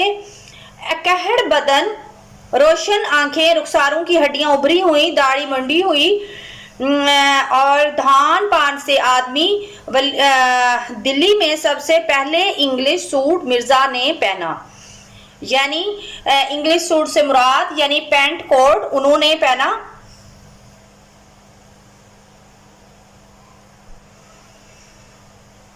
उन्हें 32 साल में यानी 32 साल में से हमेशा शेरवानी पहनते देखा। 40 साल की उम्र में हाथों में रशा आ गया, यानी कि कपकपाहट जो होती है वो एक दौर होता है कि कुछ लोगों को उनके हाथ जो है वो कांपना शुरू हो जाते हैं। वो किसी चीज को पकड़ना या लिखना यानी लिख नहीं पाते, तो वो रेशा आ गया, इसलिए लिखने में दिक्कत मालूम होती थी। खलवत पसंदी की आदत ज्यादा थी। मौत बरहक है, एक दिन सबको मरना है, मगर मरने में फर्क होता है। मिर्जा साहब ने खासी उम्र पाई, मगर उनके मरने का गम ज्यादा था। ऐसे काबिल, ऐसे शरीफ और ऐसे वजादार इंसान बहुत कम पैदा होते हैं। अफसोस कि मिर्जा साहब वहां मौजूद हैं, यहाँ हमारी नेक तमन्नाएं रहती हैं। ऐसी हस्ती से महरूम होने का हमें जितना गम हो कम है। आइए चलते हैं सवालात के जवाबात की तरफ। सवाल नंबर 1 है, मिर्जा साहब किस लिए लिखते थे? मिर्जा साहब हमेशा जाती तस्कीन के लिए लिखते थे। उन्हें अपने काम के बदले में किसी की साइश या सिले की तमन्ना नहीं थी। उन्होंने फरमाशी काम सारी उम्र नहीं किए। सवाल नंबर 2 है, लाहौर के पब्लिश के साथ मिर्जा सईद का रवैया कैसा था? इस सवाल का जवाब जरा डिटेल में है, क्योंकि बात सवाल ऐसे होते हैं जिनका जवाब डिटेल में ही लिखना पड़ता है। तो ज्यादा नहीं होते सवाल इस तरह के, लेकिन कुछ सवाल ऐसे होते हैं जिन्हें डिटेल में लिखना पड़ता है। लाहौर के पब्लिशरों के साथ मिर्जा साहब का रवैया कुछ ज्यादा अच्छा नहीं था, क्योंकि मिर्जा साहब समझते थे कि लाहौर के पब्लिश ख्याल करते हैं कि वो पैसे देकर जिससे जी चाहे नावल लिखवा लेंगे। एक पब्लिशर साहब लाहौर से दिल्ली महज इस गरज से आए थे कि मिर्जा साहब से नावल लिखवाएंगे। साहिब मजमून ने उनसे कहा कि मिर्जा साहब इस तरह नावल नहीं लिखेंगे, मगर वो पब्लिशर बहुत बड़े बड़े मुसन्निफों को खरीद चुके थे। वो साहिब मजमून की बात ना माने और कहने लगे हम मिर्जा साहब को एक नावल लिखने का मुआवजा 1000 रुपया देंगे, तो वो कैसे नहीं लिखेंगे। इस जमाने में अच्छे नावल का मुआवजा 200-250 से ज्यादा नहीं होता था। पब्लिशर साहब मजमून के साथ मिर्जा साहब के पास पहुंचे और नावल लिखने की फरमाइश की। तो मिर्जा साहब ने कहा कि आप ज्यादा से ज्यादा मुझे 5 से 10 हजार दोगे, लेकिन मैं जो काम कर रहा हूं उसको छोड़कर आपका नावल हरगिज नहीं लिखूंगा। 5-10 हजार की बात सुनकर वो बहुत परेशान हुए और वहां से चले गए। सवाल नंबर 3 है, लाहौर मिर्जा साहब की मुराकतुल आरा किताब का नाम और मर्तबा बयान करें। तो इसका जवाब है, मिर्जा साहब की मुराकतुल आरा किताब का नाम मजहब और बातनियत। मिर्जा साहब का ये अमली कारनामा था, ऐसा कारनामा कि अगर उर्दू की 100 किताबें भी छांटी जाएं तो मिर्जा सईद की किताब मजहब और बातनियत को जरूर शामिल करना पड़ेगा। सवाल नंबर 4 है, मिर्जा साहब की किन 2 शख्सियात से अजीज जारी थी? اس کا جواب ہے کہ مرزا صاحب کی سر سید احمد خان اور منشی ذکا اللہ سے عزیز داری تھی۔ سوال نمبر 5 ہے کہ مرزا صاحب نے کس کالج میں تدریس کے فرائض انجام دیے؟ اس کا جواب ہے مرزا صاحب نے 1906 میں 2 سال علی گڑھ میں پڑھایا اور اس کے بعد گورنمنٹ کالج لاہور میں انگریزی کے پروفیسر ہو گئے۔ جبکہ سوال نمبر 6 ہمارے پاس مرزا صاحب کا سب سے بڑا مشغلہ کیا تھا؟ اس کا جواب ہے کہ مرزا صاحب کا مشغلہ مطالعہ کرنا تھا۔ وہ اپنی پینشن کا بڑا حصہ کتابیں خریدنے میں صرف کر دیتے تھے۔ وہ کتابوں کو گھنٹوں مطالعہ کرتے تھے اور ان کے کتب خانے میں ہر علم کے متعلق کتاب موجود تھی۔ سوال نمبر 7 ہے مصنف کے پروگرام دانشکدہ میں شرکت کی درخواست پر مرزا سعید صاحب نے کیا جواب دیا؟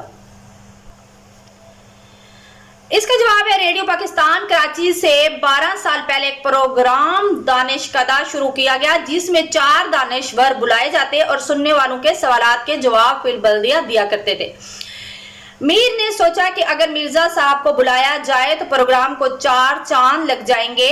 مرزا سے پروگرام میں شرکت کرنے کے لیے کہا گیا تو مرزا صاحب مسکراتے ہوئے جواب دیتے ہیں کہ آدمی شہرت کے لیے کام کرتا ہے یا دولت کے لیے؟ نہ مجھے اس کی ضرورت ہے نہ اس کی، یعنی کہ مجھے اس کی بھی ضرورت نہیں ہے اور نہ اس کی، یعنی کہ شہرت کی بھی ضرورت نہیں ہے اور نہ ہی دولت کی۔ سوال نمبر 8 ہے مرزا محمد سعید کا حلیہ بیان کریں۔ مرزا صاحب بظاہر علیل معلوم نہیں ہوتے تھے۔ روشن چہرہ، کشادہ پیشانی، گھنی بھووں کے سائے میں بڑی بڑی روشن آنکھیں، رخساروں کی ہڈیاں ابھری ہوئی، کمزور اور کترواں مونچھیں، ہنستے تو سامنے 2-4 دانت ٹوٹے ہوئے نظر آتے۔ سوال نمبر 9 ہے مرزا صاحب کے دونوں ناولوں کے نام تحریر کریں۔ اس کا جواب ہے مرزا صاحب نے 2 ناول لکھے جن میں یاسمین اور خواب ہستی شامل ہیں۔ سوال نمبر 10 ہے پطرس بخاری سے مرزا صاحب کے تعلقات کو اپنے لفظوں میں یا الفاظ میں بیان کریں۔ پطرس بخاری مرزا صاحب کے شاگرد تھے۔ انہوں نے مرزا صاحب سے اکتساب علم کیا۔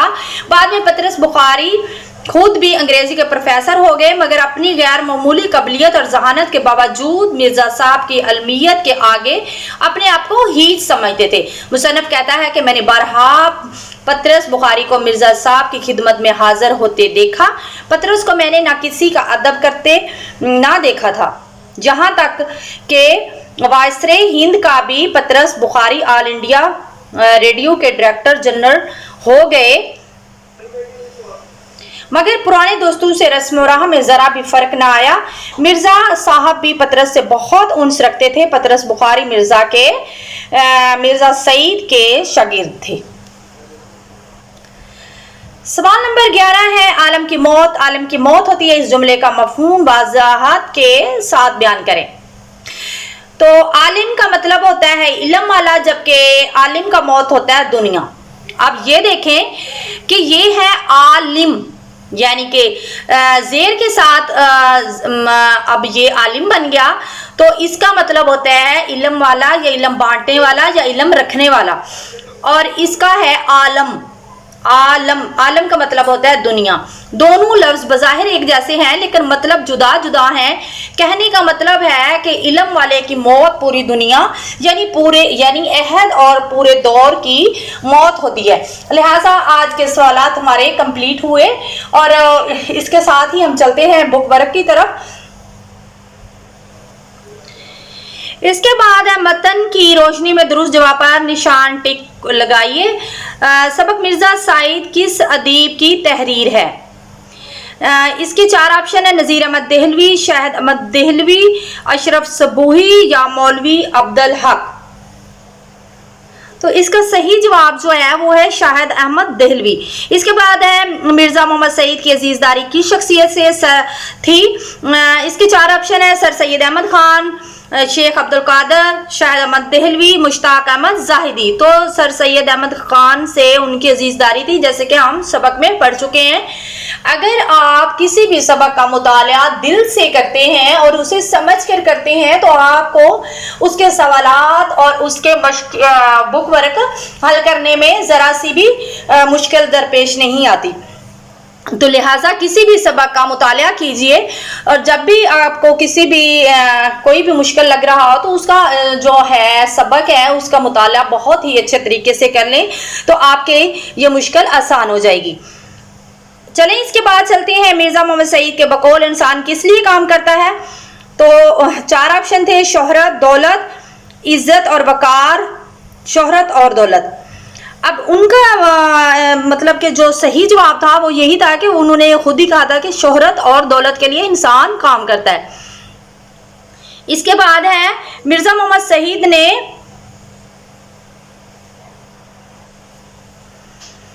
گورنمنٹ کالج لاہور سے کون سی سند لی؟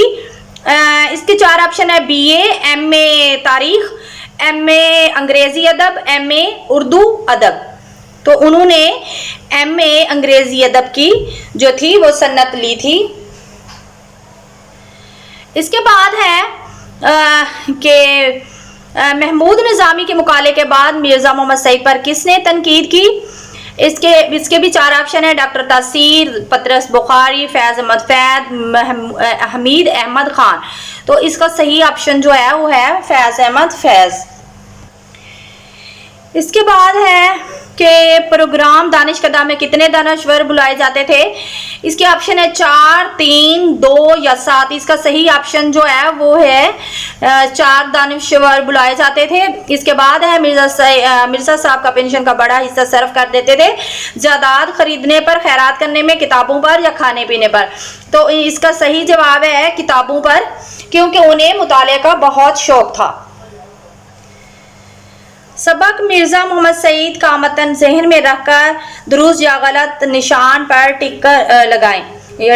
اس کا سب سے پہلا بیان جو ہے: مرزا محمد سعید کی موت کی خبر پڑھ کر دل دھک سے رہ گیا، یہ درست ہے۔ اس کے بعد ہے: مرزا صاحب پبلک پلیٹ فارم پر آنے سے گھبراتے نہیں تھے، جبکہ یہ غلط ہے۔ اس کے بعد ہے: مرزا صاحب بڑے ٹھنڈے مزاج کے آدمی تھے، یہ بھی درست ہے۔ اس کے بعد ہے: مرزا صاحب جو کہ دیتے اس سے کبھی نہ پھرتے۔ مرزا صاحب جو کہہ دیتے اس سے کبھی نہ پھرتے تھے، یہ بھی درست ہے۔ اس کے بعد مرزا محمد سعید دل کے مریض تھے، یہ غلط ہے۔ لہٰذا آج کا سبق اپنے اختتام کو پہنچا۔ ویڈیو کو لائک کریں، چینل کو سبسکرائب کریں تاکہ تمام معلوماتی ویڈیو آپ تک پہنچتی رہیں۔ ڈسکرپشن سے نوٹس لازمی PDF کی شکل میں ڈاؤن لوڈ کر لیجئے۔ نیکسٹ ویڈیو میں ملتے ہیں۔ اپنا رکھیے خیال۔ اللہ حافظ۔ بسم اللہ الرحمن الرحیم۔ السلام علیکم، welcome to GS Academy YouTube channel. Dear student, I hope کہ آپ سب خیر و عافیت سے ہوں گے۔ آج ہم 10th کلاس کے سبق نمبر 4 کے مشقی سوالات حل کریں گے، خلاصہ بیان کریں گے اور اس کے ساتھ ساتھ بک ورک بھی حل کریں گے۔ تو آپ کو مطلب کہ آپ کو ایک ہی ویڈیو ڈاؤن لوڈ کرنی پڑے گی، اور اس کے لیے آپ کو ہمارا چینل سبسکرائب کرنا پڑے گا۔ آپ کو سارا ہی سب چیپٹر کی ساری چیزیں آپ کو ایک ہی ویڈیو میں مل جائے گی۔ تو لہٰذا وقت کو ضائع کیے بغیر چلتے ہیں سبق کے عنوان کی طرف۔ سبق کا نام ہے نظریہ پاکستان، اور اس کو لکھا ہے ڈاکٹر غلام مصطفیٰ خان نے، جبکہ یہاں پہ مصنف کا نام نہیں ہے، لیکن سبق کے شروع میں عنوانات میں ان کے مصنف کا نام درج ذیل ہے۔ تو آئیے چلتے ہیں سب سے پہلے اس کے خلاصہ کی طرف۔ مسلمانوں نے رواداری کو اپنا شیوا بنایا، لیکن جب کفر ہاتھ غلبہ حاصل کرنا چاہتا تھا تو مسلمان اس کے مقابلے میں ڈٹ کر کھڑا ہو جاتا ہے۔ بادشاہ اکبر کی بے چار رواداری اور ملکی سیاست میں ہندوؤں کے عمل دخل کی وجہ سے ملک میں کافرانہ طور پر طریقے رائج ہو گئے تھے۔ مسلمانوں کی آزادی خود ان کے دینی معاملات میں بھی ختم ہو گئے تھے، چنانچہ اکبر کے آخری دور میں اسلام کی سربلندی کے لیے حضرت مجد الف ثانی کھڑے ہوئے۔ آپ نے جہانگیر کے زمانے میں محض دین کی خاطر قید و بند کی سختیاں جھیلی اور اسلامی قدروں کو نئے سرے سے فروغ دیا۔ ان کے اثر سے شاہ جہان اور اس کے بعد اس کا بیٹا اورنگزیب دین کا خادم بنا۔ لیکن اورنگزیب کے بعد ان کے بیٹوں کے باہمی نفاق اور کمزوری کی وجہ سے مغلیہ سلطنت کا زوال شروع ہو گیا۔ ہندو اور مرہٹوں کے کئی گروپوں نے سر اٹھایا، انگریز نے اپنے قدم جمائے اور ملک میں انتشار پھیل گیا۔ اسلام کی سربلندی کے لیے سلطان حیدر علی اور اس کے بیٹے ٹیپو سلطان نے انگریزوں کا مقابلہ کیا، لیکن انہیں کامیابی نہ مل سکی۔ اس زمانے میں شاہ ولی اللہ دہلوی اور ان کے صاحبزادوں نے مسلمانوں کی اخلاقی اور معاشرتی برائیوں کو دور کرنے کے لیے تحریک شروع۔ پھر ان کے پوتے اسماعیل نے اپنے مرشد اور سید احمد بریلوی کے ساتھ اسلامی اصولوں کو دوبارہ رائج کیا اور ملک کو آزاد کروانے کی کوشش کی۔ 1831 میں اس کی کوششوں میں شہادت پائی، انہی کوششوں میں انہوں نے شہادت پائی۔ مسلمانوں نے 1857 میں اپنے قدم جمانے کی کوشش کی، 1831 میں جانیں قربان کر دی، تاہم انہوں نے مسلمانوں کے دلوں میں جوش اور ولولہ پیدا کر دیا۔ سر سید احمد خان نے انگریز سے مفاہمت کو غنیمت جانا۔ مفاہمت کا مطلب ہوتا ہے کہ صلح کی طرف رجوع کرنا۔ قوم کی اخلاقی اور تہذیبی اصلاح پر توجہ دی اور ان کے دلوں میں احساس کمتری ختم کرنے کی کوشش کی۔ 1875 میں ہندوؤں نے کانگریس کی بنیاد ڈالی اور ظاہر کیا کہ تمام قوموں کو ان کے حقوق دلائیں گے۔ بعد میں پتہ چلا کہ صرف اپنے حقوق چاہتے ہیں، نیز انہوں نے مسلمانوں کی زبان اردو کے مقابلے ہندی کو قائم کر دیا۔ سر سید احمد خان مسلمانوں کو ہندوؤں کی کانگریس اور ان کی سیاست سے علیحدہ کرنے کی کوشش کی اور ان کے ایک دوست مولانا محمد قاسم نے دیوبند میں مسلمانوں کی دینی تعلیم کی طرف توجہ دی۔ پھر سر سید احمد کے ایک رفیق کا مطلب ہوتا ہے دوست، نواب وقار الملک نے 1906 میں کل ہند مسلم لیگ کے نام سے مسلمانوں کی ایک الگ تنظیم کی بنیاد ڈالی۔ یہ تنظیم ڈھاکے میں قائم ہوئی، جہاں ہندوؤں نے سازش کر کے مسلمانوں کو ضرر پہنچانے کے لیے مشرقی بنگال اور آسام کا وہ صوبہ جس میں مسلمانوں کی اکثریت تھی ختم کر دیا اور 1911 میں اس علاقے کو پھر بنگال میں شامل کر دیا۔ 1911 میں پہلی جنگ عظیم میں انگریزوں نے مسلمانوں کو اپنا دشمن سمجھا۔ انگریزوں کا مقابلہ جو ہے وہ جرمنی سے ہوا، ترکی جرمنی کے ساتھ تھا۔ جرمنی نے نقصان نہ پہنچانے کا وعدہ کر کے ترکی کے ٹکڑے ٹکڑے کر دیے۔ خلافت کے تحفظ کے لیے علی برادران نے تحریک خلافت شروع کی۔ ہندوؤں نے شدی اور سنگٹن کی تحریکیں چلائیں۔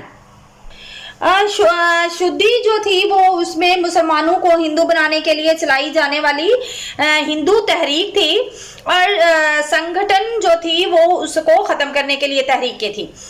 1928 میں کانگریس نے جو نہرو رپورٹ شائع کی، اس میں مسلمانوں کے لیے علیحدہ نمائندگی اصول ہو جو 12 سال پہلے تسلیم کر چکی تھی، بالکل نظر انداز کر دیا۔ 1930 میں مسلم لیگ کے الہ آباد والے جلسے میں یا اجلاس میں علامہ اقبال نے مسلمانوں کے لیے علیحدہ وطن بنانے کی تجویز پیش کی۔ 4 سال بعد جب قائد اعظم محمد علی جناح نے مسلم لیگ کی صدارت کا مستقل طور پر عہدہ قبول کیا تو انہوں نے اس تجویز کو عملی جامہ پہنانے کی کوشش کی اور بالآخر کار 23 مارچ 1940 کو انہوں نے لاہور کے اجلاس میں واضح طور پر اعلان کر دیا کہ جن علاقوں کی اکثریت ہے مسلمانوں کی ہے، وہاں ایک آزاد مسلم ریاست ہونی چاہیے یا قائم کی جائے۔ ان کو قرارداد پاکستان کہتے ہیں۔ دنیا میں قومیت کی تشکیل کے 2 بنیادیں ہیں، ایک وہ جو مغربی مفکرین نے قائم کی اور دوسری رسول پاک صلی اللہ علیہ وآلہ وسلم نے قائم ہوئی۔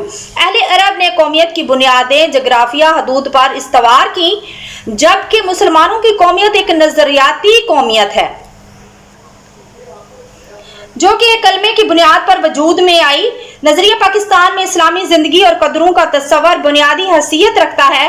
نظریہ پاکستان کا مقصد اسلامی اصولوں کے ترویج کے لیے ایک مثالی مملکت کا نمونہ بناتا ہے पाकिस्तान कायम करने का फैसला हिंदुओं को बहुत नागवार गुजरा। उन्होंने नहायत कोशिश की कि मुमकिनत कायम ना होने पाए। इनके पास दौलत और ताकत थी।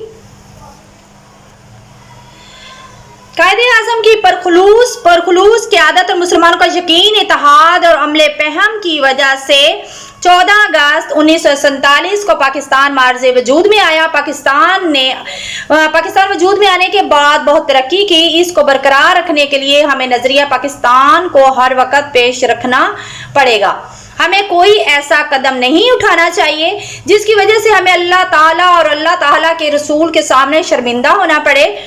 हम इस्लामी सुलूक के मुताबिक मुस्तहिम बनाने में कामयाब हों इंशाअल्लाह। आइए चलते हैं सवालात और जवाबात की। सवाल नंबर 1 है, मुसलमानों को अपने दीनी मामलात में अपनी आज़ादी कब ख़त्म होती नजर आई? इसका जवाब है बादशाह अकबर की बेजार रवादरी और मुल्की सियासत में हिंदुओं के अमल दखल की वजह से मुल्क में काफराना और तरीके इस कदर राइज हो गए थे कि मुसलमानों की आज़ादी खुद उनके दीनी मामलात भी ख़त्म हो गई। सवाल नंबर 2 है, सुल्तान टीपू अपनी जिद्दोजहद में क्यों कामयाब ना हो सका?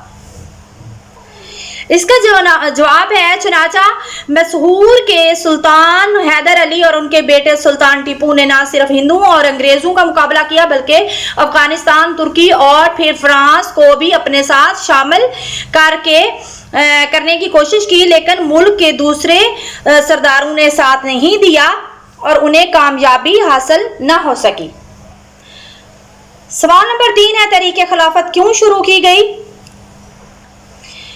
पहली जंग अजीम में अंग्रेज का मुकाबला जर्मनी से हुआ और तुर्की ने जर्मनी का साथ दिया। हिंदुस्तान के मुसलमानों चूंकि तुर्की के सुल्तान को हिजाज की खिदमत करने की वजह से खलीफा इस्लाम समझते थे, इसलिए उन्होंने तुर्की को माली और इमदाद पहुंचाई, जिसकी वजह से बरतानिया हुकूमत मुसलमानों की दुश्मन हो गई।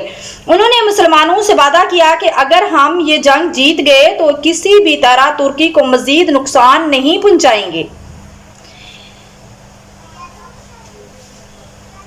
लेकिन ये वक्त महज वादा था, वादा था, क्योंकि जब अंग्रेजों ने जंग अजीम अवल में फतह हासिल कर ली तो वो अपने वादे से मुकर गए और उन्होंने तुर्की की वसी सल्तनत को टुकड़े टुकड़े कर दिए। मुसलमानों को अंग्रेजों के इस फरेब से बहुत तकलीफ पहुंची। उन्होंने खिलाफत के तहफ़्फ़ुज़ के लिए मौलाना मोहम्मद अली जौहर और मौलाना शौकत अली की रहनुमाई में तहरीक शुरू कर दी और इस तहरीक का नाम जो था वो था तहरीक खिलाफत, और इस तहरीक को तरीके खिलाफत के नाम से याद किया जाता है। सवाल नंबर 4, इल्लामा इकबाल ने मुसलमानों के लिए एक अलग वतन का मुतालबा कब और कहां किया? इसका जवाब है, इल्लामा इकबाल मुसलमानों के अजीम रहनुमा थे। उन्होंने दिसंबर 1930 को मुस्लिम लीग के इलाहाबाद वाले इजलास में नजरिया पाकिस्तान को मद्देनजर रखते हुए एक खुतबा दिया, जिसमें उन्होंने मुसलमानों के लिए एक अलग वतन बनाने की तजवीज़ पेश की। सवाल नंबर 5 है, अहले मगरब ने कौमियत की बुनियाद किस पर रखी? इसका जवाब है, अहले अरब ने खानदानी, नस्ली और कबायली बुनियादों में जिंदा जरा वसत पैदा करके कौमियत की बुनियादें जोग्राफी हदूद पर इस्तवार की और कहा कि कौम वतन से बनती है। सवाल नंबर 6 है, मुसलमानों की कौमियत की बुनियाद क्या है? मुसलमानों की कौमियत की बुनियाद जो कि रसूल पाक सल्लल्लाहु अलैहि वसल्लम ने मिल्लत इस्लामिया की तश्कील करने के वक़्त कायम फरमाई, जो मगरब के तसव्वुर कौमियत से जुदा है। मुसलमानों की कौमियत एक नजरियाती कौमियत है जो ला इलाहा इल्लल्लाह मोहम्मद रसूलुल्लाह पर कायम की गई, यानी ये कि नस्ल, रंग और वतन की बुनियाद पर नहीं बल्कि एक नजरिया, एक अकीदे, कलमे की बुनियाद पर वजूद में आई। सवाल नंबर 7 है, नजरिया पाकिस्तान का मकसद क्या है? इसका जवाब है, नजरिया पाकिस्तान का मकसद पाकिस्तान को एक इस्लामी और फलाही ममलकत बनाना है। हमें कोई ऐसा कदम नहीं उठाना चाहिए जिसकी वजह से खुदा और उसका रसूल के सामने हमें शर्मिंदा होने पड़े। हमारा जीना मरना पाकिस्तान होना चाहिए। कौमी मफाद के सामने जाती मफाद को निकाल देना चाहिए। सवाल नंबर 8 है, शुद्धि और संगठन की तहरीकों के मकसद क्या थे?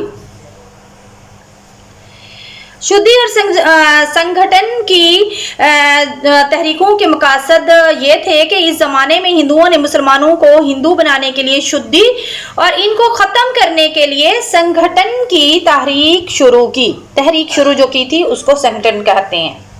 लिहाजा हमारे सवालात मुकम्मल हुए, तो आइए चलते हैं बुक वर्क की तरफ। इसके बाद है सबक के मतन को मद्देनजर रखते हुए दुरुस्त जवाबात पर टिक का निशान लगाएं। और इसका पहला जो है सबक के मुसन्नफ का क्या नाम है? डॉक्टर मोहम्मद सैयद अब्दुल्ला, डॉक्टर गुलाम मुस्तफ़ा या सर सैयद अहमद खान जमीलुद्दीन आली। इसका सही जो जवाब है वो है डॉक्टर गुलाम मुस्तफ़ा। इसके बाद दूसरा जो है हमारा पास, अकबर के दौर में दीन की सरबुलंदी के लिए किसने सख्तियाँ झेली? इसके 4 ऑप्शन है, हजरत मुजद्दद अल-अफसानी, शाह वलीउल्लाह, सर सैयद अहमद बरेलवी, शाह इस्माइल शहीद। तो जो सख्तियाँ झेली थी वो सैयद हजरत मुजद्दद अल-अफसानी ने, इसका सही ऑप्शन है। और इसके बाद है सैयद अहमद बरेलवी और शाह इस्माइल कब शहीद हुए? ये है 1861, 1831 और इसमें के बाद है 1841 और 1857। तो इसका जो सही जवाब है वो है 1831। इसके बाद है मुस्लिम लीग किसने कायम की? सर सैयद अहमद खान, नवाब मोहसिनुल मुल्क या कायदे आजम या नवाब वकारुल मलक। तो इसका सही जवाब है वो है नवाब वकारुल मलक। इसके बाद है मुसन्नफ ने दुनिया में कौमियत की तश्कील की कितनी बुनियादें बताई हैं? उन्होंने 2 बुनियादें बताई हैं। सबक के मतन को जहन में रखकर दुरुस्त और गलत निशान पर टिक का निशान लगाएं। मुसलमान कुफ्रुल हाद का गलबा होते देखकर उठ खड़े होते हैं, ये दुरुस्त है। इसके बाद है शाह इस्माइल सैयद अहमद बरेलवी के मुर्शिद से, ये गलत है। इसके बाद है सर सैयद ने मजबूरन अंग्रेजों से मुफाहमत को गनीमत जाना। ये जो है ये मतलब के दुरुस्त है। इसके बाद जो तीसरा बयान है वो ये है कि पहली जंग अजीम में तुर्की ने अंग्रेज़ों का साथ दिया, ये जो है गलत है। इसके बाद तुर्की को नुकसान न पहुंचाने का वादा फरेब साबित हुआ, ये भी दुरुस्त है। और इसके बाद मुसलमानों की कौमियत की बुनियाद मगरब के तस्वर कौमियत से मुख्तलिफ है, ये भी दुरुस्त है।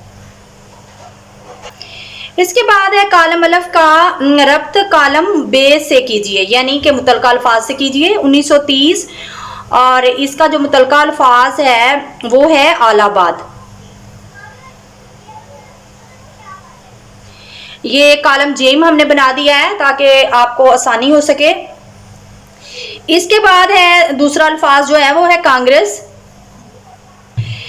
कांग्रेस का जो है वो इसका मुतलका अल्फाज जो है वो है 1885। इसके बाद है मुस्लिम लीग और इसका जो मुतलका अल्फाज है वो 1906 है। इसके बाद है 1831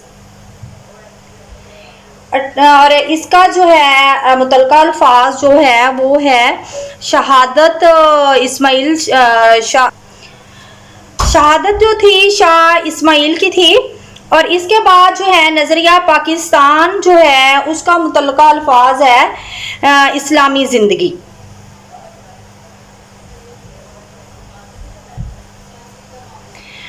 तो लिहाजा आज का जो सबक है वो मुकम्मल हुआ।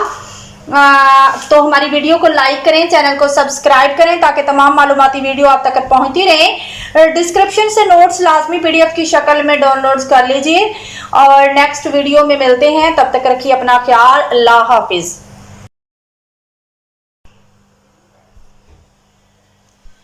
बिस्मिल्लाहिर्रहमानिर्रहीम। अस्सलाम वालेकुम। Welcome to GS Academy YouTube channel. Dear student, I hope कि आप सब खैर आफियत से होंगे। आज हम 10th क्लास के उर्दू का सबक नंबर 5 के मशकी सवालात हल करेंगे, उसके साथ साथ उसका खुलासा और बुक वर्क भी حل کریں گے۔ تو آپ کو ایک ہی سبق کے لیے طرح طرح کی ویڈیو ڈاؤن لوڈ نہیں کرنی پڑے گی اور سب کچھ ہی آپ کو ایک ہی ویڈیو میں ملے گا۔ تو آئیے چلتے ہیں اپنے سبق کے عنوان کی طرف۔ سبق کا نام ہے پرستان کی شہزادی، جبکہ اس کو لکھا ہے، اس کے مصنف جو ہیں وہ اشرف صبوحی ہیں۔ تو آئیے چلتے ہیں سب سے پہلے خلاصہ۔ اس پرستان کا خلاصہ جو ہے وہ ہے سیدانی بی بی کا ایک وقت میں بڑا دور دور تک دور تھا۔ قلعے کی اچھی مغلانیاں ان کے سامنے کان پکڑتی تھیں۔ محلات میں جہاں کوئی نیا جوڑا سلا کسی نئی وضع کی ٹھکائی کا ذکر ہوا بلائی گئی۔ شہر کی بیگمات میں بھی ہنر کی دھاک تھی، سب انہیں آنکھوں پر بٹھاتے تھے، مگر بڑھاپے میں سیدانی بی بی کا سہارا دینے والا کوئی نہ تھا۔ جب مطلب نہ رہا تو کیسی خاطرداریاں، جب بیچاری کو ٹکڑے کا سہارا دینے والا کوئی نہ تھا۔ جب بہت پریشان ہوئی تو پڑوس میں ایک میر صاحب رہتے تھے، ان کی بیوی نے ان کو ترس کھا کر پاس رکھ لیا۔ میر صاحب کے گھر والے سدانی کو مہمان سمجھتے تھے۔ مشہور تھا کہ سدانی بی بی پرستان سے ہو کر آئی ہیں، وہاں بادشاہ کی بیٹی کا جہیز ٹانکنے کے لیے بلائی گئی۔ ایک دن سردیوں کی رات تھی، دلانوں کے پردے پڑے ہوئے تھے، بچے لحافوں میں دبکے اور بڑے لڑکے لڑکیاں انگیٹھی کے چاروں طرف بیٹھے کہانی سن رہے تھے۔ اتنے میں میر صاحب کی بیوی نماز وظیفے سے فارغ ہو کر آئی۔ اتفاق سے کہانی بھی لنڈا شہزادی کی تھی۔ جب یہ ذکر آیا کہ کانے دیو کی جو شہزادی پر نظر پڑی تو سوتی کو پلنگ سمیت اڑا کر لے گیا۔ کہنے لگی، سدانی بھی، یہ جو لوگ کہتے ہیں کہ تمہیں بھی پرستان کے بادشاہ کا کوئی آدمی پرستان لے گیا تو تم وہاں سے بڑا انعام و اکرام لائی تھی، کیا یہ سچ ہے؟ سدانی، ہاں بیوی ہے تو سچ، بلکہ کئی دفعہ جنون اور پریوں نے مجھے بلایا۔ میر صاحب کی بیوی، تم بے دھڑک چلی گئی؟ سدانی، پہلی دفعہ تو مجھے دھوکے سے لے گئے، راستے میں بھید کھلا تو بہت ڈری، مگر کیا کرتی، دل کو مضبوط کیا، اللہ کو یاد کرتی ہوئی چلی گئی۔ نہ جاتی یا روتی پیٹتی تو جانے کیا آفت آتی۔ اس کے بعد ہنسی خوشی چلی گئی، صدقے اپنے رسول صلی اللہ علیہ وآلہ وسلم کے، اس پر ایمان رکھنے والے کا بال بیکا نہیں ہوا۔ پرستان میں بھی بہت خاطریں ہوئیں، کیا کہنے کہ میر صاحب کی بیوی بولی، میرا پتا پھٹ جاتا۔ میر کی بیوی نے پوچھا کہ پرستان کیسا ملک ہے، وہاں کیا کیا دیکھا؟ سدانی بھی، مجھے وہ قصہ یاد آتا ہے تو کلیجے پر سانپ لوٹنے لگتا ہے۔ پرستان کی شہزادی جس کے جوڑے ٹانکنے گئی تھی بہت سے ہوئی، دوسری پریوں نے بھی بہت منتیں کی، یہیں رہ جاؤ، مگر میں نے ایک نہ مانی۔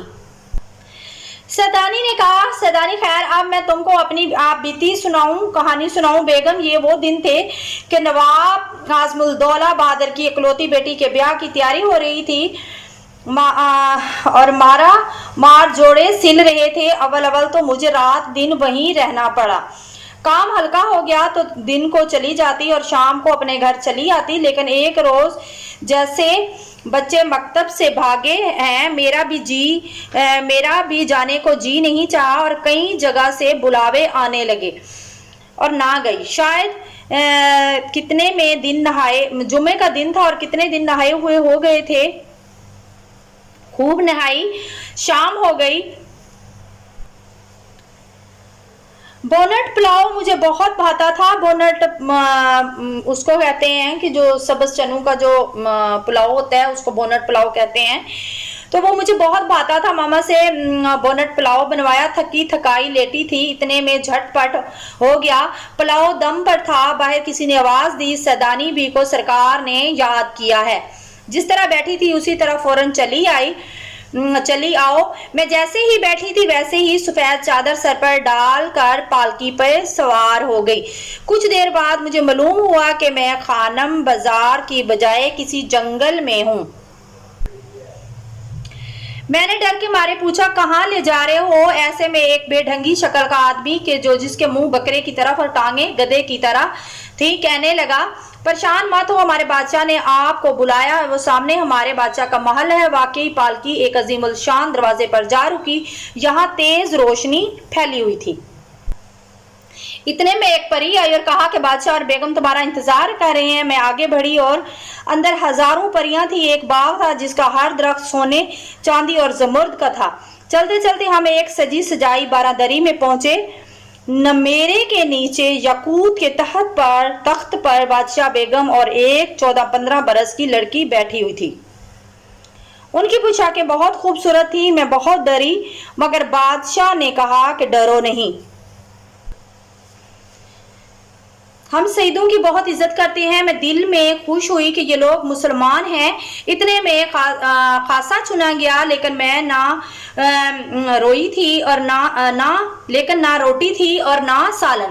یعنی خاصی کا مطلب ہوتا ہے کہ دسترخوان جو تھا وہ سجایا گیا اور اس میں نہ تو روٹی تھی اور نہ سالن، بلکہ ایک بالشت کے پودے پھلوں اور پھولوں سے لدے ہوئے تھے۔ ایک پھل توڑ کر منہ میں رکھو اور جسے کھانے کا خیال دل میں لاؤ وہی مزہ آئے۔ توڑے ہوئے پھل کی جگہ فوراً نیا پھل نکل آتا۔ پانی کا خیال کیا تو یاقوت کا گلاس خود بخود منہ کے ساتھ آ کر لگ گیا۔ پھر شہزادی کے کپڑے لائے گئے۔ میں نے کہا کہ آج سو جاؤں، صبح کام شروع کروں گی۔ بادشاہ بیگم نے کہا کہ پرستان میں دن رات نہیں ہوتے، بلکہ ایک ہی موسم ہوتا ہے۔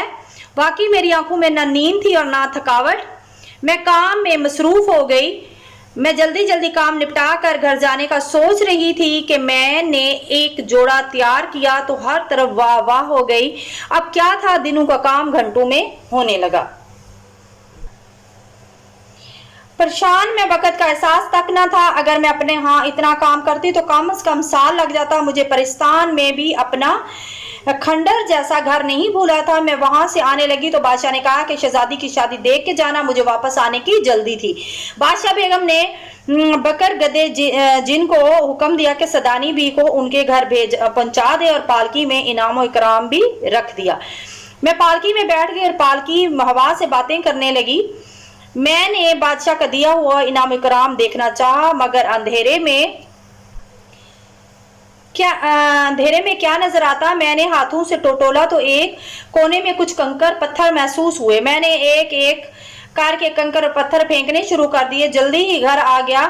ریوڑی پالکی میں رکھی گئی تو چراغ جل رہا تھا۔ روشنی میں دیکھا تو پتہ چلا کہ جسے میں کنکر اور پتھر سمجھ رہی تھی وہ تو ہیرے اور جواہرات تھے، بس 2-4 ہی باقی تھے۔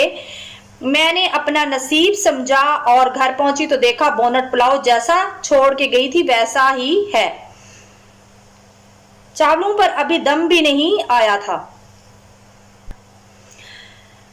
بڑی بی نے کہا اتنی جلدی واپس آ گئی؟ میں نے سوچا نہ جانے پرستان میں کتنے مہینے لگ گئے اور یہاں ابھی چاولوں کو دم بھی نہیں آیا تھا۔ میں نے بڑی بی سے کہا کہ بھوک لگی تھی اس لیے رستے سے ہی واپس آ گئی، اب انشاءاللہ کل جاؤں گی۔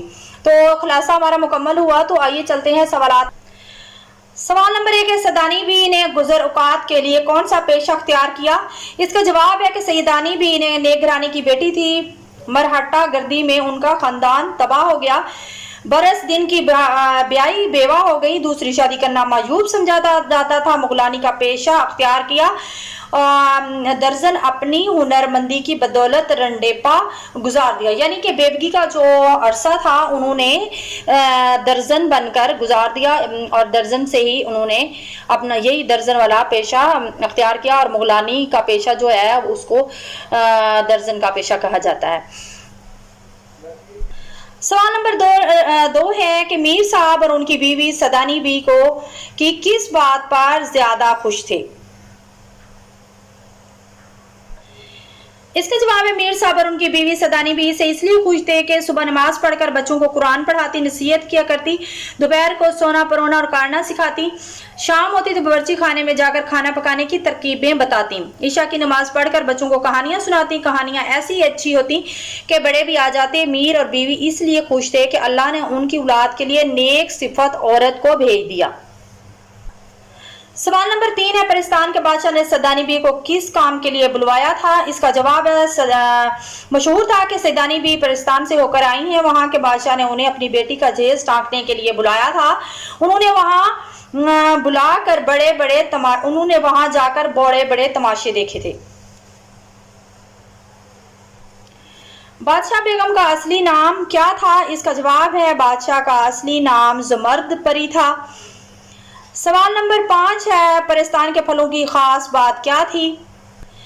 پرستان کے پھلوں کی خاص بات یہ تھی کہ کوئی بھی پھل توڑ کر منہ میں رکھا جائے، جسے کھانے کا خیال دل میں لایا جائے، ذائقہ ویسا ہی پھل سے آتا ہے۔ دوسری خاص بات یہ تھی کہ جو پھل توڑا جاتا اس کی جگہ ویسا ہی پھل نکل آتا۔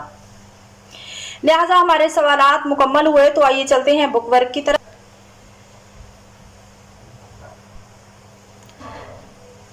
سبق پرستان کی شہزادی کس مصنف کی تحریر ہے؟ متن کے ٹک کراس لگانے ہیں، ہم نے یہاں پہ دیکھنا ہے کہ کون سے ان کے آپشن میں سے ٹھیک ہے۔ تو سبق پرستان کی شہزادی کس مصنف کی تحریر ہے؟ اس میں ہے شاہد احمد دہلوی، حاجرہ مسرور اور اشرف صبوحی، سجاد حیدر یلدرم۔ اس کا مطلب، اس کا جو ہے صحیح آپشن جو ہے اشرف صبوحی ہے۔ اس کے بعد ہے قلعے کی بڑی بڑی مغلانیاں سیدانی بی کے سامنے۔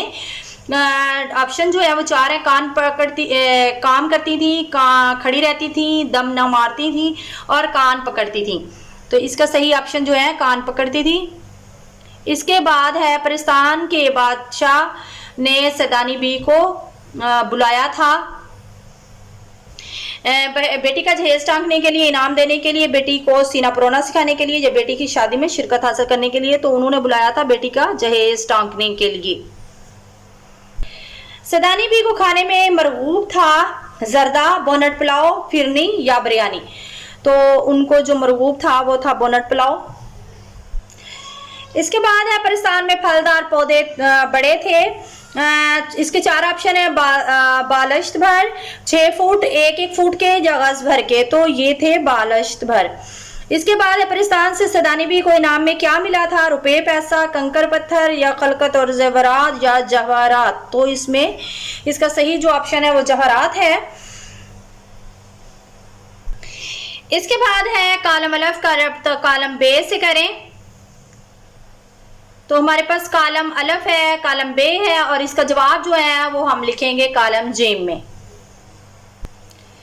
مرہٹہ گردی کا جو متعلقہ الفاظ ہے وہ ہے تباہی، اور اس کے بعد ہے میر صاحب، اور اس کا جو متعلقہ الفاظ ہے وہ ہے خوش مزاج۔ یہ والا جو آپشن ہے اس کا ہے خوش مزاج۔ اس کے بعد جو تیسرا ہے، اس کے بعد جو تیسرا آپشن ہے انڈا شہزادی ہے۔ تو اس کا جو آپشن ہے وہ ہے کانا دیو۔ اس کا جو ہے آپشن جو تھا انڈا شہزادی کا وہ کانا دیو تھا۔ اس کے بعد تھا بکرا گدا، بکر گدا۔ تو اس کا جو صحیح آپشن ہے وہ ہے جن۔ تو یہ جن جو ہے وہ اس کا صحیح آپشن ہے، تو اس کو ہم یہاں پہ لکھ دیں گے جیم کالم میں۔ اس کے بعد ہے ہنر۔ تو اس کا جو صحیح آپشن ہے وہ ہے دھاک۔ تو لہٰذا آپ بھی جب پیپر حل کریں تو اس کو کراس لگانے کی بجائے، اس طرح مطلب کہ لائن لگانے کی بجائے آپ کالم جیم بنا کے اس میں الگ سے لکھ دیں، تو ایک تو سمجھ بھی آئے گی اور دوسرا آپ کا ٹائم ضائع بھی نہیں ہوگا۔ تو لہٰذا آج کا سبق ہمارا مکمل ہوا، ہمارا کالم مکمل ہو گیا۔ تو اس کے بعد چلتے ہیں ہم خالی جگہ کی طرف۔ سبق کے مطابق درست الفاظ کی مدد سے خالی جگہ پر کیجئے۔ ایک وقت تھا کہ ڈیش میں سیدانی بی کا بڑا مقام تھا۔ تو اس کا جو صحیح لفظ ہے وہ ہے قلعہ۔ سیدانی بی کو مغلانی کا پیشہ اختیار کرنا پڑا کیونکہ اس کے والدین فوت ہو گئے تھے، تجارت میں خسارہ ہو گیا تھا، یا وہ بیوہ ہو گئی تھی، تو وہ بیوہ ہو گئی تھی تو اس لیے ان کو یہ چن۔ اس کے بعد ہے کہ اس نے کہاروں سے کہا کم بختوں منہ سے کچھ تو ڈیش کہو، پھوٹو، بولو۔ اس کا صحیح آپشن جو ہے وہ ہے پھوٹو. پرستان میں اسے ڈیش لے گیا تھا، جن، پری، ذات، فرشتہ. تو اس کا صحیح آپشن جو ہے وہ ہے جن، یہی لفظ اس ڈیش میں آئے گا. بادشاہ نے اسے ڈیش انعام میں دیے، زیورات، جوہرات یا ملبوسات. تو اسے جوہرات دیے گئے. تو لہٰذا آج کا سبق ہمارا مکمل ہوا. تو ہماری ویڈیو کو لائک کریں، شیئر کریں، چینل کو سبسکرائب کریں تاکہ تمام معلوماتی ویڈیو آپ تک پہنچتی رہیں. ڈسکرپشن میں نوٹس لازمی PDF کی شکل میں ڈاؤن لوڈ کر لیجئے. اور نیکسٹ ویڈیو میں ملتے ہیں. اپنا رکھیے خیال. اللہ حافظ.